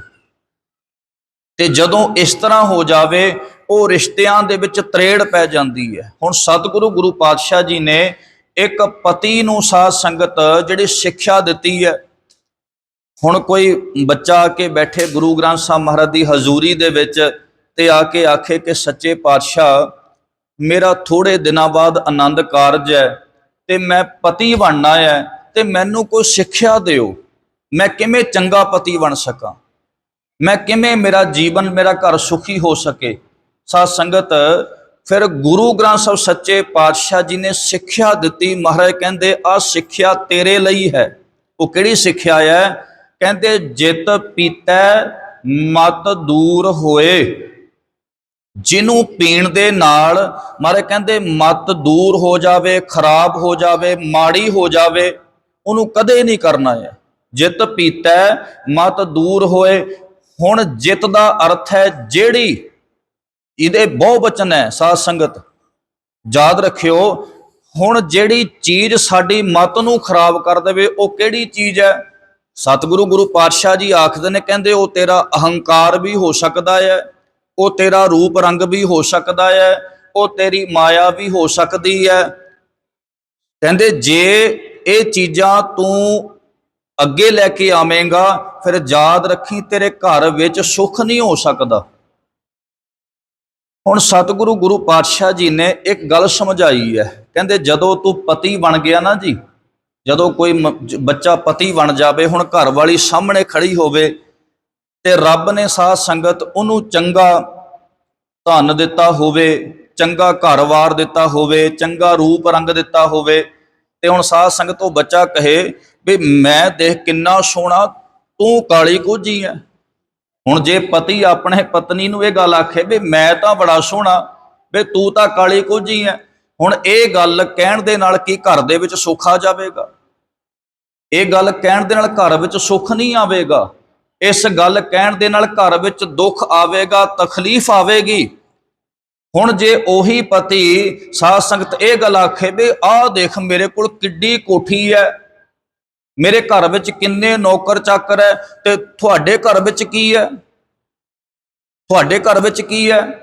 ਨਾ ਤੁਹਾਡੇ ਘਰ ਵਿੱਚ ਕੋਈ ਨੌਕਰ ਹੈ, ਨਾ ਤੁਹਾਡੇ ਘਰ ਵਿੱਚ ਕੋਈ ਵਧੀਆ ਘਰ ਬਣਿਆ ਹੋਇਆ, ਸਾਦਾ ਜਿਹਾ ਘਰ ਬਣਿਆ ਹੋਵੇ। ਹੁਣ ਇਹ ਗੱਲਾਂ ਕਰਕੇ ਆਪਣੀ ਘਰਵਾਲੀ ਨੂੰ, ਆਪਣੀ ਪਤਨੀ ਨੂੰ ਇਹ ਗੱਲ ਸਾਧ ਸੰਗਤ ਉਹ ਬਾਰ-ਬਾਰ ਚਿਤਾਰੇ ਕਿ ਤੂੰ ਹੈ ਕੀ ਹੈ, ਫਿਰ ਮਹਾਰਾਜ ਕਹਿੰਦੇ ਸੁੱਖ ਨਹੀਂ ਆਵੇਗਾ। ਸੱਚੇ ਪਾਤਸ਼ਾਹ ਕੋਈ ਸਿੱਖਿਆ ਤਾਂ ਦਿਓ। ਮਹਾਰਾਜ ਮੈਂ ਕਰਾਂ ਕੀ? ਫਿਰ ਸਤਿਗੁਰੂ ਗੁਰੂ ਪਾਤਸ਼ਾਹ ਜੀ ਆਖਦੇ ਨੇ, ਕਹਿੰਦੇ ਜਿਸ ਕੈ ਅੰਤਰ ਰਾਜ ਅਭਿਮਾਨ। ਤੁਸੀਂ ਸੁਖਮਨੀ ਸ਼ਬਦ ਦਾ ਪਾਠ ਪੜ੍ਹਦੇ ਹੋ, ਮਹਾਰਾਜ ਕਹਿੰਦੇ ਆਹ ਸਿੱਖਿਆ ਲੈ ਕੇ ਜਾਈ, ਜੇ ਚੰਗਾ ਪਤੀ ਬਣਨਾ ਹੈ। ਉਹ ਸਿੱਖਿਆ ਕੀ? ਮਹਾਰਾਜ ਕਹਿੰਦੇ ਜਿਸ ਕੈ ਅੰਤਰ ਰਾਜ ਅਭਿਮਾਨ, ਸੋ ਨਰਕ ਪਾਤੀ ਹੋਵਤ ਸੁਆਨ। ਜੇ ਤੂੰ ਆਪਣੀ ਘਰਵਾਲੀ ਨੂੰ ਆਖੇ ਵੀ ਮੇਰਾ ਰਾਜ ਚੱਲਦਾ ਹੈ, ਮੇਰਾ ਹੁਕਮ ਚੱਲਦਾ, ਤੇਰੇ ਕੋਲ ਕੀ ਹੈ? ਮਹਾਰਾਜ ਕਹਿੰਦੇ ਫਿਰ ਯਾਦ ਰੱਖੀ ਤੂੰ ਚੰਗਾ ਪਤੀ ਨਹੀਂ ਬਣ ਸਕਦਾ। ਤੂੰ ਗੁਰੂ ਦੀ ਨਿਗਾਹ ਦੇ ਵਿੱਚ ਕੀ ਹੈ? ਮਹਾਰਾਜ ਕਹਿੰਦੇ ਜਿਸ ਕੈ ਅੰਤਰ ਰਾਜ ਅਭਿਮਾਨ, ਸੋ ਨਰਕ ਪਾਤੀ ਹੋਵਤ ਸੁਆਨ। ਮਹਾਰਾਜ ਕਹਿੰਦੇ ਤੇਰਾ ਫਿਰ ਤੂੰ ਗੁਰੂ ਦੀ ਨਿਗਾਹ ਦੇ ਵਿੱਚ ਇੱਕ ਸੁਆਨ, ਇੱਕ ਕੂਕਰ ਦੇ ਤੁੱਲ ਹੈ, ਹੋਰ ਕੁਝ ਨਹੀਂ ਹੈ। ਸਤਿਗੁਰੂ ਗੁਰੂ ਪਾਤਸ਼ਾਹ ਜੀ ਨੇ ਫਿਰ ਸਾਨੂੰ ਅੱਗੇ ਸਮਝਾਇਆ ਹੈ। ਮਹਾਰਾਜ ਆਖਦੇ ਨੇ, ਕਹਿੰਦੇ ਧਨ ਭੂਮਿਕਾ ਜੋ ਕਰੈ ਗੁਮਾਨ, ਸੋ ਮੂਰਖ ਅੰਧਾ ਅਗਿਆਨ। ਗੁਰੂ ਸਾਹਿਬ ਜੀ ਆਖਦੇ ਨੇ, ਕਹਿੰਦੇ ਤੂੰ ਆਪਣੀ ਘਰਵਾਲੀ ਨੂੰ, ਆਪਣੀ ਇਸਤਰੀ ਨੂੰ ਇਹ ਗੱਲ ਆਖਦਾ ਵੀ ਮੇਰੇ ਕੋਲ ਜ਼ਮੀਨ ਬਹੁਤ ਹੈ, ਮੇਰੇ ਕੋਲ ਕੋਠੀ ਵੱਡੀ ਵੱਡੀ ਹੈ। ਸਤਿਗੁਰੂ ਗੁਰੂ ਪਾਤਸ਼ਾਹ ਜੀ ਆਖਣ ਲੱਗੇ ਇਹਨਾਂ ਗੱਲਾਂ ਦੇ ਨਾਲ ਸੁੱਖ ਨਹੀਂ ਆਵੇਗਾ। ਹੋਵੇਗਾ ਕੀ? ਮਹਾਰਾਜ ਕਹਿੰਦੇ ਜਿਸ ਕੈ ਅੰਤਰ ਰਾਜ ਅਭਿਮਾਨ, ਸੋ ਨਰਕ ਪਾਤੀ ਹੋਵਤ ਸੁਆਨ। ਜੋ ਜਾਣੈ ਮੈਂ ਜੋਬਨਵੰਤ, ਵੀ ਮੈਂ ਤਾਂ ਬੜਾ ਸੋਹਣਾ ਆ, ਮੇਰੇ ਕੋਲ ਤਾਂ ਬੜਾ ਰੂਪ ਰੰਗ ਹੈ। ਮਹਾਰਾਜ ਕਹਿੰਦੇ ਜੋ ਜਾਣੈ ਮੈਂ ਜੋਬਨਵੰਤ, ਸੋ ਹੋਵਤ ਵਿਸ਼ਟਾ ਕਾ ਜੰਤ। ਆਪਸ ਕੋ ਕਰਮ ਬੰਤ ਕਹਾਵੈ, ਜਨਮ ਮਰੈ ਬੋ ਜੋਨ ਪਰਮਾਵੈ। ਧਨ ਭੂਮਿਕਾ ਜੋ ਕਰੈ ਗੁਮਾਨ, ਸੋ ਮੂਰਖ ਅੰਧਾ ਅਗਿਆਨ। ਮਹਾਰਾਜ ਕਹਿੰਦੇ ਯਾਦ ਰੱਖੀ ਜੇ ਤੂੰ ਇਹ ਗੱਲਾਂ ਕਰ ਕਰਕੇ ਆਪਣੀ ਘਰਵਾਲੀ ਨੂੰ ਚਿਤਾਰੇਂਗਾ ਤੇ ਮਹਾਰਾਜ ਕਹਿੰਦੇ ਗੁਰੂ ਦੀ ਨਿਗਾਹ ਦੇ ਵਿੱਚ ਤੂੰ ਚੰਗਾ ਪਤੀ ਨਹੀਂ ਬਣ ਸਕਦਾ ਤੇ ਤੇਰੇ ਘਰ ਦੇ ਵਿੱਚ ਸੁੱਖ ਵੀ ਨਹੀਂ ਆ ਸਕਦਾ। ਆ ਪੰਕਤੀ ਨੂੰ ਬੜਾ ਧਿਆਨ ਵਿੱਚ ਰੱਖਿਓ। ਦੁੱਖ ਰੋਗ ਸੰਤਾਪ ਉਤਰੇ। ਦੁੱਖ ਤੇ ਰੋਗ ਖਤਮ ਕਿਵੇਂ ਹੋਣੇ ਆ? ਮਹਾਰਾਜ ਕਹਿੰਦੇ ਗਾਵੋ ਸੱਚੀ ਬਾਣੀ, ਬਾਣੀ ਨੂੰ ਗਾ, ਬਾਣੀ ਨੂੰ ਪੜ੍ਹ, ਤੇਰੇ ਘਰ ਦੇ ਵਿੱਚੋਂ ਦੁੱਖ ਖਤਮ ਹੋ ਜਾਣਗੇ। ਹੁਣ ਆਪਾਂ ਕਰਦੇ ਕੀ ਆ? ਆਪਾਂ ਪਾਠ ਤਾਂ ਬਹੁਤ ਕਰਦੇ ਆ ਪਰ ਲਾਗੂ ਨਹੀਂ ਕਰਦੇ ਆ। ਆਪਾਂ ਗੁਰਬਾਣੀ ਬਹੁਤ ਪੜ੍ਹੀ ਪਰ ਆਪਣੇ ਤੇ ਲਾਗੂ ਨਹੀਂ ਕੀਤੀ ਹੈ, ਇਸ ਕਰਕੇ ਸਾਡੇ ਘਰ ਵਿੱਚ ਦੁੱਖ ਹੈ। ਸਤਿਗੁਰੂ ਗੁਰੂ ਪਾਤਸ਼ਾਹ ਜੀ ਨੇ ਆਖਿਆ ਵੀ ਆਪਣੇ ਘਰ ਦੇ ਵਿੱਚ ਤੂੰ ਕਦੇ ਇਦਾਂ ਦੀ ਗੱਲ ਨਹੀਂ ਕਰਨੀ ਹੈ। ਫਿਰ ਮਹਾਰਾਜ ਨੇ ਇੱਕ ਹੋਰ ਸਿੱਖਿਆ ਦਿੱਤੀ ਹੈ ਪਤੀ ਨੂੰ। ਉਹ ਕਿਹੜੀ ਸਿੱਖਿਆ ਹੈ? ਸਤਿਗੁਰੂ ਗੁਰੂ ਪਾਤਸ਼ਾਹ ਜੀ ਆਖਦੇ ਨੇ, ਕਹਿੰਦੇ ਕਿਤੇ ਇਹ ਨਾ ਹੋਵੇ ਵੀ ਤੂੰ ਆਨੰਦ ਕਾਰਜ ਕਰਾ ਕੇ, ਵਿਆਹ ਕਰਾ ਕੇ ਆਪਣੇ ਘਰ ਤੋਂ ਬਾਹਰ ਜਾ ਕੇ ਤੂੰ ਐਸ਼ੋ ਇਸ਼ਰਤ ਦੇ ਵਿੱਚ ਪੈ ਜਾਵੇਂ। ਫਿਰ ਸਤਿਗੁਰੂ ਗੁਰੂ ਪਾਤਸ਼ਾਹ ਜੀ ਆਖਦੇ ਇਹੋ ਜਿਹਾ ਵੀ ਨਾ ਕਰੀ। ਮਹਾਰਾਜ ਕਿਉਂ? ਸਤਿਗੁਰੂ ਪਾਤਸ਼ਾਹ ਜੀ ਆਖਦੇ ਨੇ ਜੈਸਾ ਸੰਗ ਬਿਸੀਰਸੋਂ ਹੈ ਰੇ, ਤੈਸੋ ਹੀ ਪਰ ਗ੍ਰਹਿ। ਹੁਣ ਸਾਧ ਸੰਗਤ ਸਤਿਗੁਰੂ ਜੀ ਨੇ ਕਿੱਡੀ ਵੱਡੀ ਗੱਲ ਆਖੀ ਹੈ। ਮਹਾਰਾਜ ਕਹਿੰਦੇ ਜੈਸਾ ਸੰਗ ਵਿਸਿਰ ਸੋ ਹੈ ਰੇ ਤੈਸੋ ਹੀ ਪਰ ਗ੍ਰਹਿ। ਮਹਾਰਾਜ ਕਹਿੰਦੇ ਆਪਣੇ ਘਰ ਨੂੰ ਛੱਡ ਕੇ ਬਾਹਰ ਤੂੰ ਧੱਕੇ ਖਾਂਦਾ ਫਿਰੇ। ਮਹਾਰਾਜ ਕਹਿੰਦੇ ਯਾਦ ਰੱਖੀ ਬਾਹਰਲਾ ਸੰਗ ਇੱਕ ਸੱਪ ਦੀ ਤਰ੍ਹਾਂ ਹੈ। ਵਿਸਿਰ ਸੱਪ ਨੂੰ ਆਖਦੇ ਨੇ। ਮਹਾਰਾਜ ਕਹਿੰਦੇ ਜੇ ਕੋਈ ਮਨੁੱਖ ਆਪਣੇ ਨਾਲ ਸੱਪ ਰੱਖੇ ਤੇ ਸਾਧ ਸੰਗਤ ਉਹ ਬੰਦਾ ਕਹੇ ਨਹੀਂ ਮੈਂ ਸੇਫ ਹਾਂ। ਮਹਾਰਾਜ ਕਹਿੰਦੇ ਨਹੀਂ, ਸੱਪ ਦਾ ਕੋਈ ਪਤਾ ਨਹੀਂ ਕਦੋਂ ਡੰਗ ਮਾਰ ਜਾਣਾ ਹੈ। ਸੱਪ ਕਦੇ ਸਾਧ ਸੰਗਤ ਮਾਲਕ ਦਾ ਹਮੈਤੀ ਨਹੀਂ ਹੁੰਦਾ ਹੈ। ਕਹਿੰਦੇ ਇਸੇ ਤਰ੍ਹਾਂ ਜੇ ਕੋਈ ਮਨੁੱਖ ਆਪਣੇ ਘਰ ਦੇ ਵਿੱਚ ਰਹਿ ਕੇ ਸਾਧ ਸੰਗਤ ਬਾਹਰ ਜਾ ਕੇ ਆਪਣੀ ਜ਼ਿੰਦਗੀ ਦੇ ਵਿੱਚ ਗਲਤ ਕੰਮ ਕਰਦਾ, ਮਹਾਰਾਜ ਕਹਿੰਦੇ ਸੱਪ ਦੇ ਨਾਲ ਜਾਰੀ ਲਾ ਕੇ ਬੈਠਾ ਹੈ। ਜੈਸਾ ਸੰਗ ਵਿਸਿਰ ਸੋ ਹੈ ਰੇ ਤੈਸੋ ਹੀ ਪਰ ਗ੍ਰਹਿ। ਇਹ ਸਤਿਗੁਰੂ ਗੁਰੂ ਪਾਤਸ਼ਾਹ ਜੀ ਪਤੀ ਨੂੰ ਸਿੱਖਿਆ ਦਿੰਦੇ ਨੇ। ਹੋਰ ਮਹਾਰਾਜ ਕੀ ਆਖਦੇ ਨੇ ਤੇ ਸਤਿਗੁਰੂ ਗੁਰੂ ਪਾਤਸ਼ਾਹ ਜੀ ਆਖਦੇ ਨੇ, ਕਹਿੰਦੇ ਤੂੰ ਕਰਨਾ ਕੀ ਹੈ, ਜੇ ਤੂੰ ਇਹੋ ਜਿਹਾ ਕਰੇਂਗਾ ਨਾ, ਫਿਰ ਮਹਾਰਾਜ ਨੇ ਜ਼ਿਕਰ ਕੀਤਾ ਗੁਰੂ ਗ੍ਰੰਥ ਸਾਹਿਬ ਮਹਾਰਾਜ ਕਹਿੰਦੇ ਲੈ ਫਾਹੇ ਰਾਤੀ ਤੁਰੇ ਪ੍ਰਭ ਜਾਣੈ ਪ੍ਰਾਣੀ। ਹੁਣ ਸਾਧ ਸੰਗਤ ਸੋਚ ਕੇ ਦੇਖੋ ਕਿੰਨੇ ਅਖੰਡ ਪਾਠ ਹੋ ਗਏ ਆ, ਕਿੰਨੇ ਸਹਿਜ ਪਾਠ ਹੋ ਗਏ ਆ। ਕਦੇ ਆਹ ਸ਼ਬਦ ਆਪਾਂ ਗੁਰੂ ਗ੍ਰੰਥ ਸਾਹਿਬ ਦੇ ਵਿੱਚੋਂ ਸੁਣੇ ਆ? ਕਦੇ ਆਹ ਸ਼ਬਦ ਸਾਡੇ ਕੰਨਾਂ ਦੇ ਵਿੱਚ ਪਏ ਆ? ਮਹਾਰਾਜ ਕਹਿੰਦੇ ਸਤਿਗੁਰੂ ਗੁਰੂ ਪਾਤਸ਼ਾਹ ਜੀ ਆਖਦੇ ਲੈ ਫਾਹੇ ਰਾਤੀ ਤੁਰੇ ਪ੍ਰਭ ਜਾਣੈ ਪ੍ਰਾਣੀ। ਤੱਕੇ ਨਾਰ ਪਰਾਈਆਂ ਲੁਕ ਅੰਦਰ ਠਾਣੀ। ਸੰਨੀ ਦੇਨ ਬੇਖਮ ਥਾਏ ਮਿੱਠਾ ਮਧ ਮਾਣੀ। ਕਰਮੀ ਆਪੋ ਆਪਣੀ ਆਪੇ ਪਛਤਾਣੀ। ਕਦੇ ਇਹ ਸ਼ਬਦ ਸਾਡੇ ਕੰਨਾਂ ਦੇ ਵਿੱਚ ਪਏ ਆ? ਨਹੀਂ ਪਏ, ਕਿਉਂਕਿ ਆਪਾਂ ਪਾਠ ਸਾਧ ਸੰਗਤ ਕਰਾਇਆ ਆ, ਸੁਣਿਆ ਨਹੀਂ ਹੈ। ਹੁਣ ਮਹਾਰਾਜ ਕਹਿੰਦੇ ਦੁੱਖ ਰੋਗ ਸੰਤਾਪ ਉਤਰੇ ਸੁਣੀ ਸੱਚੀ ਬਾਣੀ। ਜੇ ਸੁਣਦਾ ਤਾਂ ਦੁੱਖ ਖਤਮ ਹੋਣੇ ਸੀ, ਜੇ ਸੁਣਦਾ ਤਾਂ ਘਰ ਦੇ ਵਿੱਚੋਂ ਕਲੇਸ਼ ਨਿਕਲਣਾ ਸੀ। ਮਹਾਰਾਜ ਕਹਿੰਦੇ ਸੁਣਿਆ ਨਹੀਂ ਹੈ। ਤੇ ਸਤਿਗੁਰੂ ਗੁਰੂ ਪਾਤਸ਼ਾਹ ਨੇ ਇੱਕ ਸਿੱਖਿਆ ਪਤੀ ਨੂੰ ਹੋਰ ਦਿੱਤੀ ਹੈ। ਉਹ ਕੀ ਸਿੱਖਿਆ ਹੈ? ਮਹਾਰਾਜ ਕਹਿੰਦੇ ਦੇਖ ਪਰਾਈਆਂ ਚੰਗੀਆਂ ਮਾਮਾ ਭੈਣਾਂ ਧੀਆਂ ਜਾਣੈ। ਮਹਾਰਾਜ ਕਹਿੰਦੇ ਜੇ ਆਪਣੇ ਘਰ ਨੂੰ ਸੁਖੀ ਰੱਖਣਾ ਚਾਹੁੰਦਾ ਹੈ, ਵਧੀਆ ਰੱਖਣਾ ਚਾਹੁੰਦਾ ਹੈ, ਤਾਂ ਫਿਰ ਆਹ ਸਿੱਖਿਆ ਆਪਣੇ ਤੇ ਲਾਗੂ ਕਰੀ। ਜੇ ਤੂੰ ਚੰਗਾ ਪਤੀ ਬਣਨਾ ਚਾਹੁੰਦਾ ਹੈ, ਅੱਜ ਮੁਸ਼ਕਲ ਇਹ ਬਣੀ ਹੋਈ ਹੈ ਸਾਧ ਸੰਗਤ, ਮੈਂ ਪਹਿਲਾਂ ਬੇਨਤੀ ਕੀਤੀ, ਜਿਹਦਾ ਆਨੰਦ ਕਾਰਜ ਹੋਣਾ ਹੈ, ਬੱਚੇ ਬੱਚੀ ਦਾ ਵਿਆਹ ਹੋਣਾ ਹੈ, ਉਹਨਾਂ ਨੂੰ ਕਦੇ ਆਪਾਂ ਸਿੱਖਿਆ ਨਹੀਂ ਸੁਣਾਉਂਦੇ ਆ। ਸਾਧ ਸੰਗਤ ਜਦੋਂ ਆਨੰਦ ਕਾਰਜ ਹੋਣਾ, ਬਾਕੀ ਸਾਰੀਆਂ ਗੱਲਾਂ ਵਾਸਤੇ ਸਾਡੇ ਕੋਲ ਸਮਾਂ ਵਕਤ ਬਹੁਤ ਹੁੰਦਾ ਹੈ, ਪਰ ਜਦੋਂ ਗੱਲ ਸਿੱਖਿਆ ਦੀ ਆਵੇ ਨਾ, ਫਿਰ ਕਹਿੰਦੇ ਫਟਾਫਟ ਨਿਬੇੜ ਦਿਓ ਜੀ। ਉੱਥੇ ਤਾਂ ਲੋੜ ਸੀ ਸਾਧ ਸੰਗਤ ਬੱਚੀ ਤੇ ਬੱਚੇ ਨੂੰ ਸਿੱਖਿਆ ਦੇਣ ਦੀ, ਵੇ ਧੀਏ ਤੇਰਾ ਘਰ ਇਸ ਤਰ੍ਹਾਂ ਸੁਖੀ ਵਸਣਾ ਹੈ, ਵੇ ਤੂੰ ਪੁੱਤ ਆਹ ਕੰਮ ਕਰਨਾ ਹੈ। ਨਹੀਂ ਕੀਤਾ ਸਾਧ ਸੰਗਤ, ਆਪਾਂ ਹੋਰ ਸਮਾਂ ਬਹੁਤ ਦਿੱਤਾ, ਇੱਥੇ ਸਮਾਂ ਨਹੀਂ ਦਿੱਤਾ ਹੈ। ਖੈਰ ਇਹ ਸਿੱਖਿਆ ਸੀ ਪਤੀ ਵਾਸਤੇ। ਹੁਣ ਸਾਸਤ ਅਗਲੀ ਸਿੱਖਿਆ ਹੈ ਪਤਨੀ ਵਾਸਤੇ। ਪਤਨੀ ਨੇ ਆਪਣੇ ਜੀਵਨ ਦੇ ਵਿੱਚ ਕੀ ਕਰਨਾ ਹੈ। ਇੱਕ ਬੇਨਤੀ ਸਾਧ ਸੰਗਤ ਪਹਿਲਾਂ ਹੀ ਕਰਦੇ ਆ ਮੈਂ, ਸਾਧ ਸੰਗਤ ਜਿਹੜੀ ਬੱਚੀ ਹੈ ਨਾ ਜੀ, ਦੇਖੋ ਜਿਹੜਾ ਬੱਚਾ ਹੈ ਉਹ ਆਪਣੇ ਘਰ ਦੇ ਵਿੱਚ ਪਲਿਆ, ਬੱਚੀ ਨੂੰ ਵਿਆਹ ਕੇ ਮੁੜ ਕੇ ਆਪਣੇ ਘਰ ਵਿੱਚ ਆ ਗਿਆ, ਉਹਦੇ ਵਾਸਤੇ ਕੋਈ ਔਖਾ ਨਹੀਂ ਹੈ। ਪਰ ਜਿਹੜੀ ਧੀ ਹੈ ਉਹਦੇ ਵਾਸਤੇ ਬੜਾ ਔਖਾ ਹੈ। ਔਖਾ ਕਿਉਂ ਹੈ? ਕਿਉਂਕਿ ਜਿਸ ਘਰ ਦੇ ਵਿੱਚ ਉਹ 20 22 24 ਸਾਲ ਪਲੀ ਹੈ, ਉਸ ਘਰ ਦਾ ਇੱਕ ਮਾਹੌਲ ਹੈ, ਉਸ ਘਰ ਦਾ ਸਾਧ ਸੰਗਤ ਉਹ ਘਰ ਦਾ ਇੱਕ ਵਿਹੇਵ ਹੈ, ਉਹ ਕਿਵੇਂ ਚੱਲਦੇ ਨੇ, ਕੀ ਕਰਦੇ ਨੇ। ਹੁਣ ਉਸ ਮਾਹੌਲ ਦੇ ਵਿੱਚ ਬੱਚੀ ਪਲੀ ਹੈ। ਹੁਣ ਜਦੋਂ ਉਸ ਧੀ ਨੇ ਸਾਧ ਸੰਗਤ ਸਹੁਰੇ ਘਰ ਵਿੱਚ ਜਾਣਾ ਹੈ, ਉਸ ਘਰ ਦਾ ਮਾਹੌਲ ਪਤਾ ਨਹੀਂ ਕਿਹੋ ਜਿਹਾ ਹੈ, ਉਸ ਘਰ ਦਾ ਖਾਣ ਪੀਣ ਕਿਹੋ ਜਿਹਾ ਹੈ, ਉਸ ਘਰ ਦੀ ਬੋਲ ਬਾਣੀ ਕਿਹੋ ਜਿਹੀ ਹੈ। ਬੱਚੀ ਵਾਸਤੇ ਬਹੁਤ ਮੁਸ਼ਕਲਾਂ ਹੈ, ਧੀ ਵਾਸਤੇ ਬੜੀਆਂ ਮੁਸ਼ਕਲਾਂ ਆਉਂਦੀਆਂ ਆ। ਪਰ ਸਤਿਗੁਰੂ ਗੁਰੂ ਪਾਤਸ਼ਾਹ ਕਹਿੰਦੇ ਘਬਰਾਵੀਂ ਨਾ, ਮੈਂ ਤੈਨੂੰ ਇੱਕ ਸਿੱਖਿਆ ਦੇਣ ਲੱਗਾ ਧੀਏ, ਜੇ ਤੂੰ ਆਪਣਾ ਘਰ ਸੁਖੀ ਕਰਨਾ, ਆਹ ਸਿੱਖਿਆ ਆਪਣੇ ਤੇ ਲਾਗੂ ਕਰ ਲਵੀਂ। ਉਹ ਸਿੱਖਿਆ ਕੀ ਹੈ? ਸਤਿਗੁਰੂ ਗੁਰੂ ਪਾਤਸ਼ਾਹ ਜੀ ਨੇ ਪਹਿਲੀ ਗੱਲ ਆਖੀ ਹੈ, ਕਹਿੰਦੇ ਤੂੰ ਹੁਣ ਚੱਲੀ ਐ ਸਹੁਰੇ ਘਰ ਦੇ ਵਿੱਚ। ਭਾਈ ਗੁਰਦਾਸ ਜੀ ਆਖਦੇ ਨਾਹਰ ਕੁਆਰ ਕੰਨਿਆ ਲਾਡਲੀ ਕਹਿ ਮਾਨੀਐ, ਵਿਆਹੇ ਸਸੁਰਾਲ ਜਾਏ ਗੁਣਨ ਪਹਿਮਾਨੀਐ। ਤੂੰ ਆਪਣੇ ਪੇਕੇ ਘਰ ਦੇ ਵਿੱਚੋਂ ਸਹੁਰੇ ਘਰ ਵਿੱਚ ਜਾਣਾ ਹੈ, ਤਾਂ ਯਾਦ ਰੱਖੀ ਤੇਰੇ ਕੋਲ ਗੁਣਾਂ ਦਾ ਖਜ਼ਾਨਾ ਹੋਣਾ ਚਾਹੀਦਾ ਹੈ। ਤੇਰੇ ਕੋਲ ਗੁਣ ਬਹੁਤੇ ਹੋਣੇ ਚਾਹੀਦੇ ਹੈ, ਗੁਣਾਂ ਦੀ ਪੰਡ ਤੇਰੇ ਕੋਲ ਹੋਵੇ। ਤੇ ਮਹਾਰਾਜ ਕਹਿੰਦੇ ਗੁਣਾਂ ਦੀ ਪੰਡ ਲੈ ਕੇ ਤੂੰ ਕਰਨਾ ਕੀ ਹੈ। ਹੁਣ ਮਹਾਰਾਜ ਕਹਿੰਦੇ ਅਹੰਕਾਰੀ ਨਹੀਂ ਹੋਣਾ ਤੈਂ, ਵੀ ਨਹੀਂ ਮੈਨੂੰ ਤਾਂ ਬੜੀ ਅਕਲ ਹੈ, ਵੀ ਤੂੰ ਆਪਣੇ ਸਹੁਰੇ ਘਰ ਵਿੱਚ ਜਾ ਕੇ ਇਹ ਕਰੇ ਵੀ ਮੇਰੇ ਕੋਲ ਤਾਂ ਬੜੀ ਅਕਲ ਹੈ। ਮਹਾਰਾਜ ਕਹਿੰਦੇ ਨਹੀਂ ਪਾਤਸ਼ਾਹ ਫਿਰ ਮੈਂ ਕੀ ਕਰਾਂ। ਫਿਰ ਮਹਾਰਾਜ ਕਹਿੰਦੇ ਹੋਏ ਨਿਮਾਣੀ ਸੇਵ ਕਮਾਵੇ। ਮਹਾਰਾਜ ਕਹਿੰਦੇ ਨਿਮਾਣੀ ਹੋ ਕੇ, ਨਿਮਰਤਾ ਦੇ ਵਿੱਚ, ਮਹਾਰਾਜ ਕਹਿੰਦੇ ਜਦੋਂ ਸਹੁਰੇ ਘਰ ਵਿੱਚ ਜਾਣਾ ਨਿਮਰਤਾ ਦੇ ਵਿੱਚ ਨਿਮਾਣੀ ਹੋ ਕੇ ਮਹਾਰਾਜ ਕਹਿੰਦੇ ਸੇਵ ਕਰੀ, ਆਪਣੇ ਸਹੁਰੇ ਘਰ ਵਿੱਚ ਟਹਿਲ ਕਰੀ। ਤੇ ਅੱਜ ਕੀ ਹੋ ਰਿਹਾ ਸਾਧ ਸੰਗਤ, ਅੱਜ ਮੈਂ ਸਿਰਫ ਇੱਕ ਐਗਜ਼ਾਮਪਲ ਦੇਣ ਲੱਗਿਆ ਸਮਝਣ ਵਾਸਤੇ, ਸਾਡੇ ਘਰਾਂ ਵਿੱਚ ਸੁੱਖ ਆ ਜਾਵੇ। ਤੇ ਸਾਧ ਸੰਗਤ ਹੁਣ ਬੱਚੀ ਸਹੁਰੇ ਘਰ ਵਿੱਚ ਚਲੇ ਗਈ ਤੇ ਅੱਗਿਓਂ ਸੱਸ ਕਹਿੰਦੀ ਹੈ ਵੀ ਧੀਏ ਮੈਨੂੰ ਇੱਕ ਚਾਹ ਦਾ ਘੁੱਟ ਬਣਾ ਕੇ ਦੇਈ।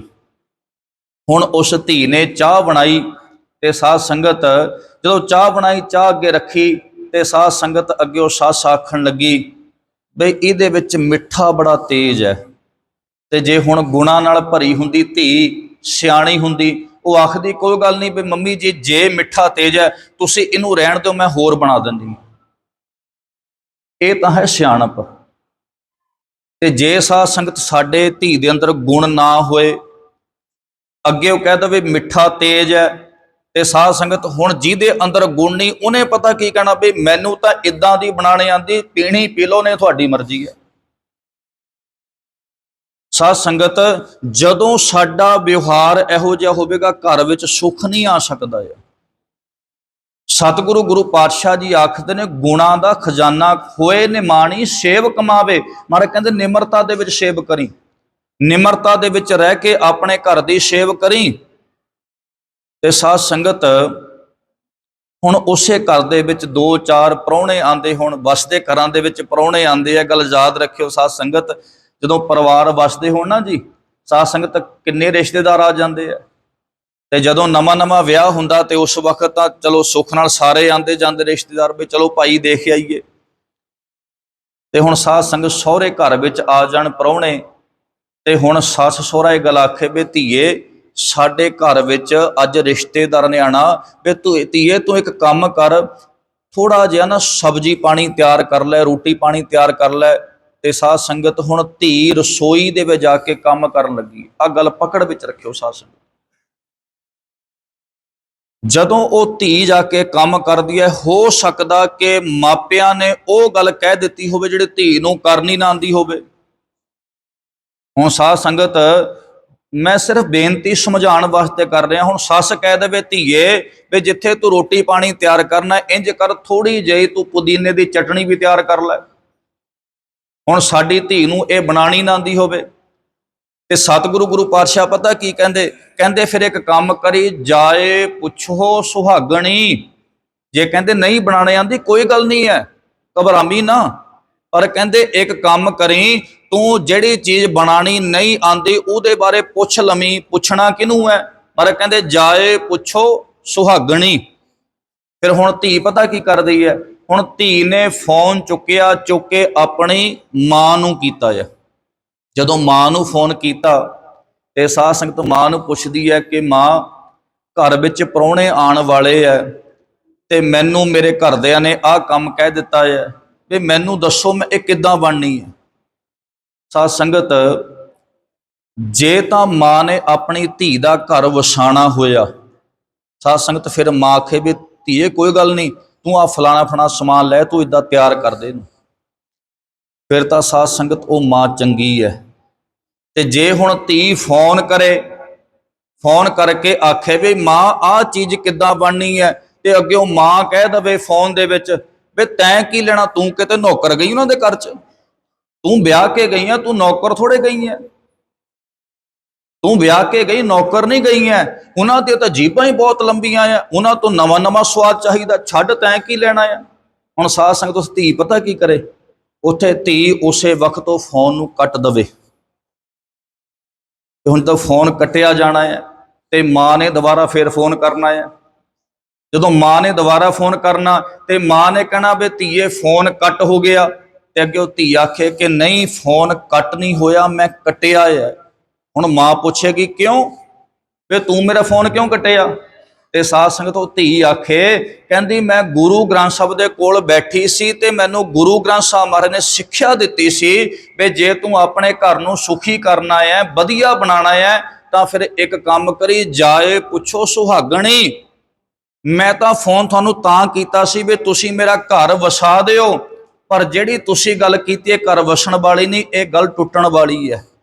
ਤੇ ਅੱਜ ਮੈਨੂੰ ਖਿਮਾ ਕਰਿਓ, ਮੈਂ ਦੁੱਖ ਦੇ ਨਾਲ ਇਹ ਗੱਲ ਕਹਿਣ ਲੱਗਿਆ। ਅੱਜ ਸਾਡੇ ਘਰਾਂ ਦੇ ਵਿੱਚ ਬੜਾ ਹੀ ਕਲੇਸ਼ ਫੋਨ ਦਾ ਪਾਇਆ ਹੋਇਆ ਹੈ, ਬੜਾ ਹੀ ਫੋਨ ਨੇ ਸਾਧ ਸੰਗਤ ਕੰਮ ਵਿਗਾੜੇ ਹੋਏ। ਤੇ ਇਹ ਵੀ ਗੱਲ ਸੱਚ ਹੈ ਸਾਧ ਸੰਗਤ, ਹਜੇ ਘਰ ਦੇ ਵਿੱਚ, ਸਹੁਰੇ ਘਰ ਵਿੱਚ ਗੱਲ ਬਾਅਦ ਵਿੱਚ ਹੁੰਦੀ ਹੈ ਤੇ ਪੇਕੇ ਘਰ ਵਿੱਚ ਪਹਿਲਾਂ ਪਤਾ ਹੁੰਦੀ ਵੀ ਉੱਥੇ ਹੋਣ ਕੀ ਲੱਗਿਆ ਆ। ਇਹ ਗੱਲਾਂ ਸਾਧ ਸੰਗਤ ਸਾਡੇ ਘਰ ਵਿੱਚ, ਸਾਡੀ ਗ੍ਰਸਤੀ ਜੀਵਨ ਦੇ ਵਿੱਚ ਅੱਜ ਰੁਕਾਵਟਾਂ ਬਣੀਆਂ ਹੋਈਆਂ। ਹੁਣ ਸਤਿਗੁਰੂ ਗੁਰੂ ਪਾਤਸ਼ਾਹ ਜੀ ਨੇ ਧੀ ਨੂੰ ਕੁਝ ਹੋਰ ਸਿੱਖਿਆਵਾਂ ਦਿੱਤੀਆਂ ਆ। ਉਹ ਸਿੱਖਿਆਵਾਂ ਕਿਹੜੀਆਂ ਆ?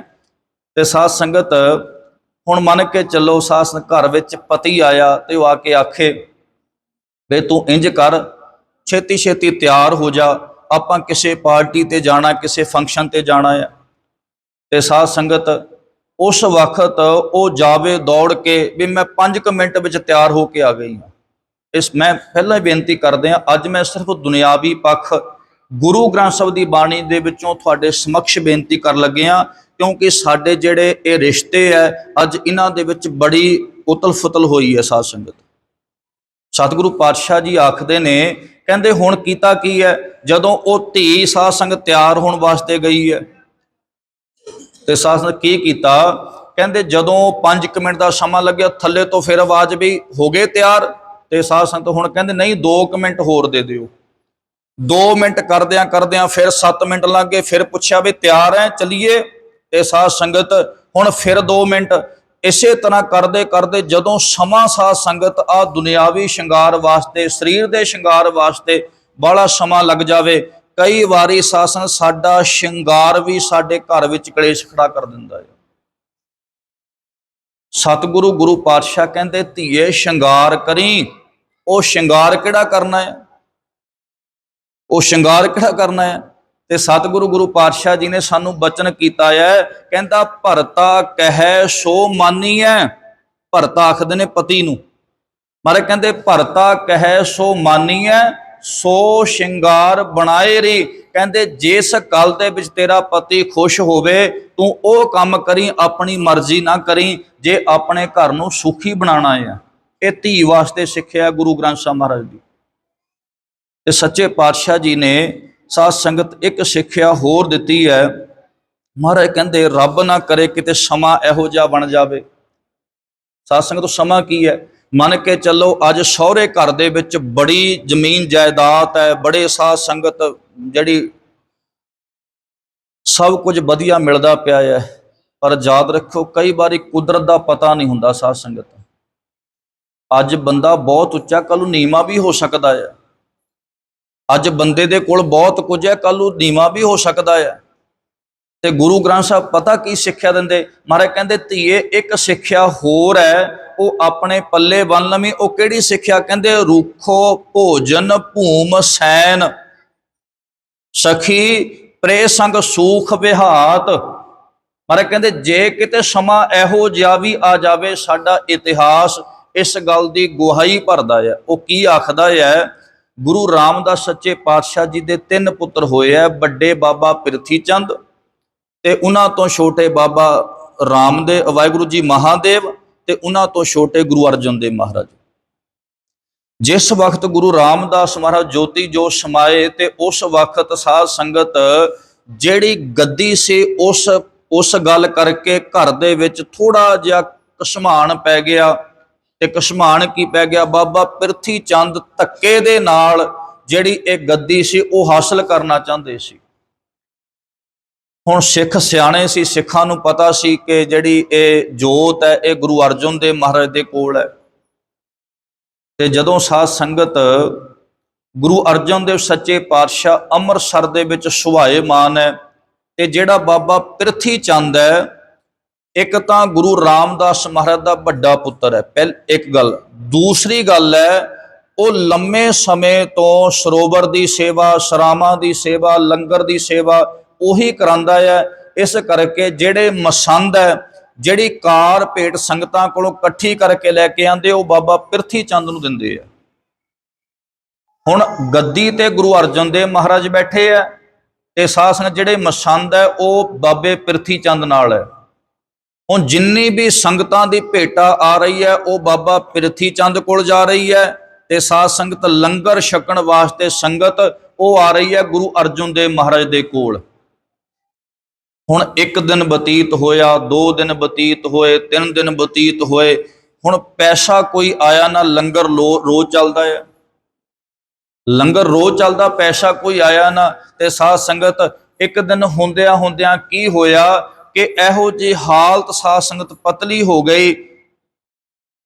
ਗੁਰੂ ਅਰਜਨ ਦੇਵ ਸੱਚੇ ਪਾਤਸ਼ਾਹ ਨੇ ਸ਼ਬਦ ਉਚਾਰਨ ਕੀਤਾ। ਮਹਾਰਾਜ ਕੀ ਦੇਖਿਆ? ਭਾਈ ਗੁਰਦਾਸ ਜੀ ਕੀ ਦੇਖਦੇ ਨੇ? ਗੁਰੂ ਅਰਜਨ ਦੇਵ ਮਹਾਰਾਜ ਥੱਲੇ ਬੈਠੇ ਨੇ ਤੇ ਸਾਧ ਸੰਗਤ ਜਦੋਂ ਥੱਲੇ ਬੈਠੇ ਐ ਗੁਰੂ ਅਰਜਨ ਦੇਵ ਸੱਚੇ ਪਾਤਸ਼ਾਹ ਜੀ ਦੀ ਘਰਵਾਲੀ ਮਾਤਾ ਗੰਗਾ ਜੀ ਤੇ ਸਾਧ ਸੰਗਤ ਉਹ ਵੀ ਥੱਲੇ, ਦੋਨੇ ਸਾਧ ਸੰਗਤ ਹੁਣ ਥੱਲੇ ਬੈਠੇ ਐ ਤੇ ਉਹਨਾਂ ਨੇ ਆਪਣੇ ਹੱਥ ਦੇ ਵਿੱਚ ਥੋੜੇ ਜਿਹੇ ਛੋਲੇ ਫੜੇ ਹੋਏ ਐ ਤੇ ਸਾਧ ਸੰਗਤ ਛੋਲੇ ਫੜ ਕੇ ਜਦੋਂ ਗੁਰੂ ਅਰਜਨ ਦੇਵ ਸੱਚੇ ਪਾਤਸ਼ਾਹ ਜੀ ਨੇ ਉਹ ਛਕੇ ਤੇ ਮਾਤਾ ਗੰਗਾ ਜੀ ਨੇ ਜਦੋਂ ਉਹ ਛਕੇ ਤੇ ਛਕ ਕੇ ਸਾਧ ਸੰਗਤ ਪਤਾ ਕੀ ਆਖਿਆ?